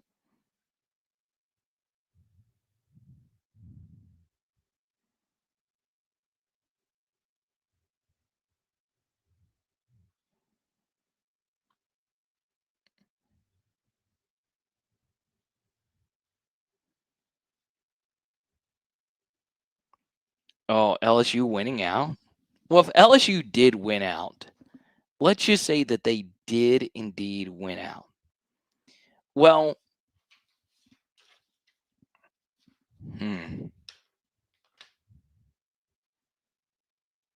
which is stupid, but we're 2 hours into this. If LSU wins out, they're probably still not getting in. That would be the most painful way. If LSU won out, Brian Kelly's keeping his job.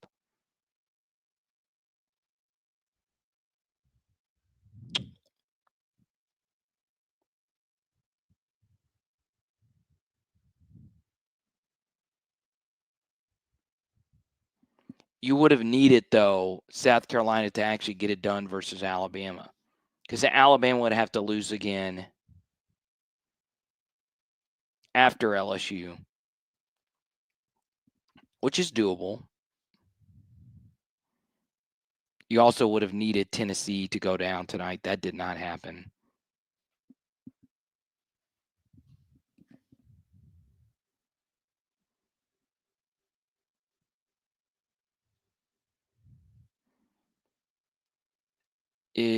Kelvin Shepard. Let's go to Aaron. Welcome to the channel, Aaron. He said, no, we didn't sell out souls. We actually fired Coach O a year or two too soon. Yeah, strong disagreement there. O was so cooked. I mean, when it was the Florida game and he kind of gleefully, took his firing, it lets you know that he was kind of ready to go. And he was saying, hey, he was saying, I have not lived up to the LSU standard. I'm happy to take this $17 million and live my life. He went through what he went through personally. And there's a lot of stuff going on behind the scenes that I won't get into that was just unacceptable for a program. But it was and you take it in the grand scheme of things, you do. And the coordinator hires weren't what they needed to be. One thing it's been very interesting has been the coordinator hires at LSU. With 2021 LSU, we can have any coordinator we want. But 2021, it was Jake Peets, DJ Mangus, and Durante Jones. One of the least experienced coordinator duos we've had. And I honestly don't think any of them were as atrocious as what we've been this year. But, I mean, and then we go to Brian Kelly. You have Denbrock, who's an older guy, who's good. But we've mostly been young at defensive coordinator or on the younger side. And LSU has hired quite a few coordinators that have experience, but the experience is kind of weird, right? Sloan had some experience, but there was a gap in his actual play calling from Louisiana Tech to LSU. There's a huge gap in Matt House's play calling. And then you had some other kind of weird coaching situations, if you will. You hired Alex Atkins to be the tight ends coach, and he's not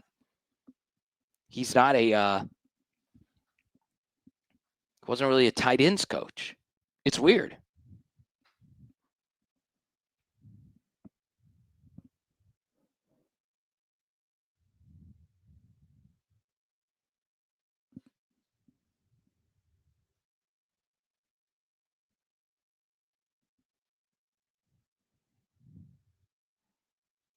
Damn, it was Brian Kelly's 64th birthday today as well.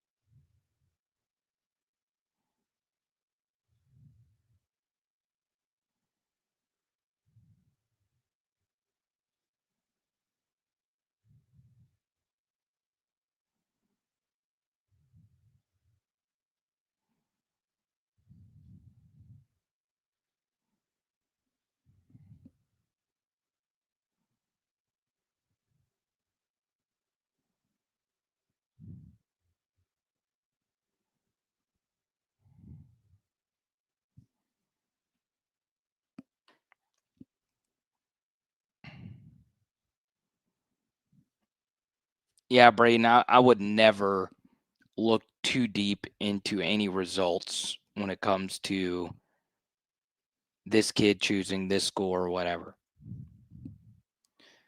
Oh, boy.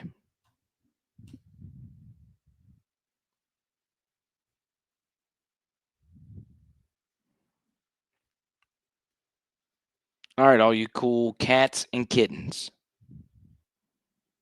Special thanks to Clifford, Andy, Special TK, Sibley, Special TK, my classmate, Ryan, Crazy, Grant, Guitar George.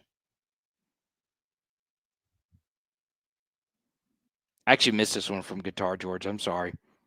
Make Raymond head coach and a bunch of drunks on Bourbon Street and we'd be better. Van, thank you so much. BT.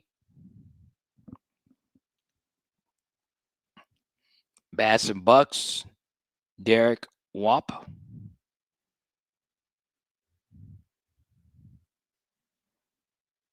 Oh, we had a Gig'em chat. Oh, I hate that I missed this. Not because of the Gig'em, but because of the doggo. So Kellen Ved. Caleb, good to see you. Caleb. Alan, are you related to Tommy? I think Moffitt's spelled different. I think it's with an I.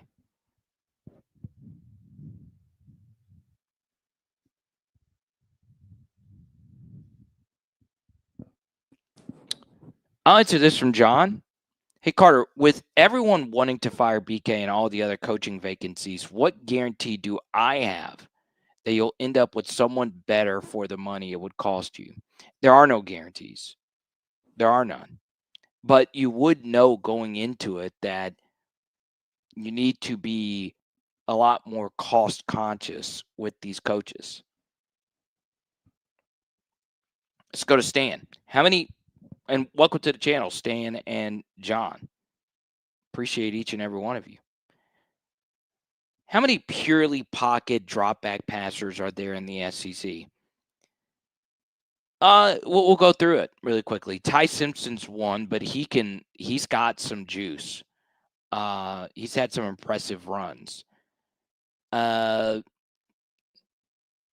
Arkansas can run, Auburn's can run, even their backup can run. Florida, kind of, sort of. Georgia, really good runner. Kentucky, Boley's okay. Chambliss for Ole Miss is a very good runner.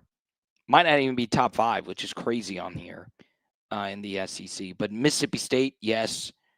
Missouri, yes. Purvula. Oklahoma, Mateer, yes. Sellers, as good as it gets, yes. Tennessee, Aguilar, yes. Arch Manning, he's very good runner, but not elite. Reed, yes. Pavia, yes. Reed being elite. So it's not so much that, it's crazy considering Simpson is the best quarterback in the SEC. He's a bottom 4 runner at the quarterback position, but he can run some, right? So Garrett gives you nothing with his legs. And I would say the QB draw by Garrett, like I said, I intentionally didn't want to break down plays because this was such an overarching thing. The QB draw by Garrett was not run well. He's got to bang it up inside. There was room. If he plants his foot into the damn ground, grows a pair, and runs it the way that it's supposed to be ran, he's scoring.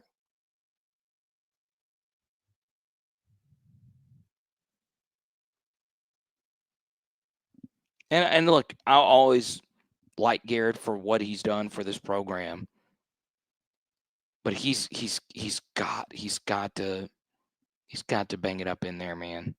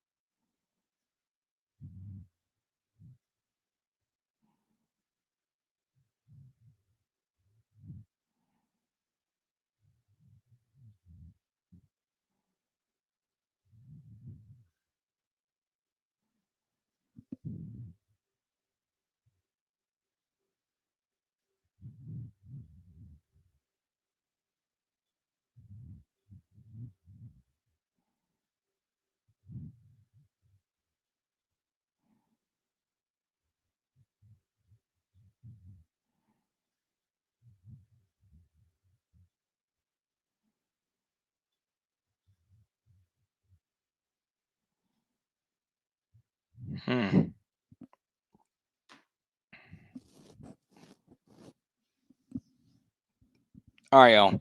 I'm cooked. Appreciate all 2,000 of you that tuned in at some point. It's actually 10,000 on YouTube alone. I appreciate it. Thank you guys so much. Apologize for the profanity from earlier. It got graphic.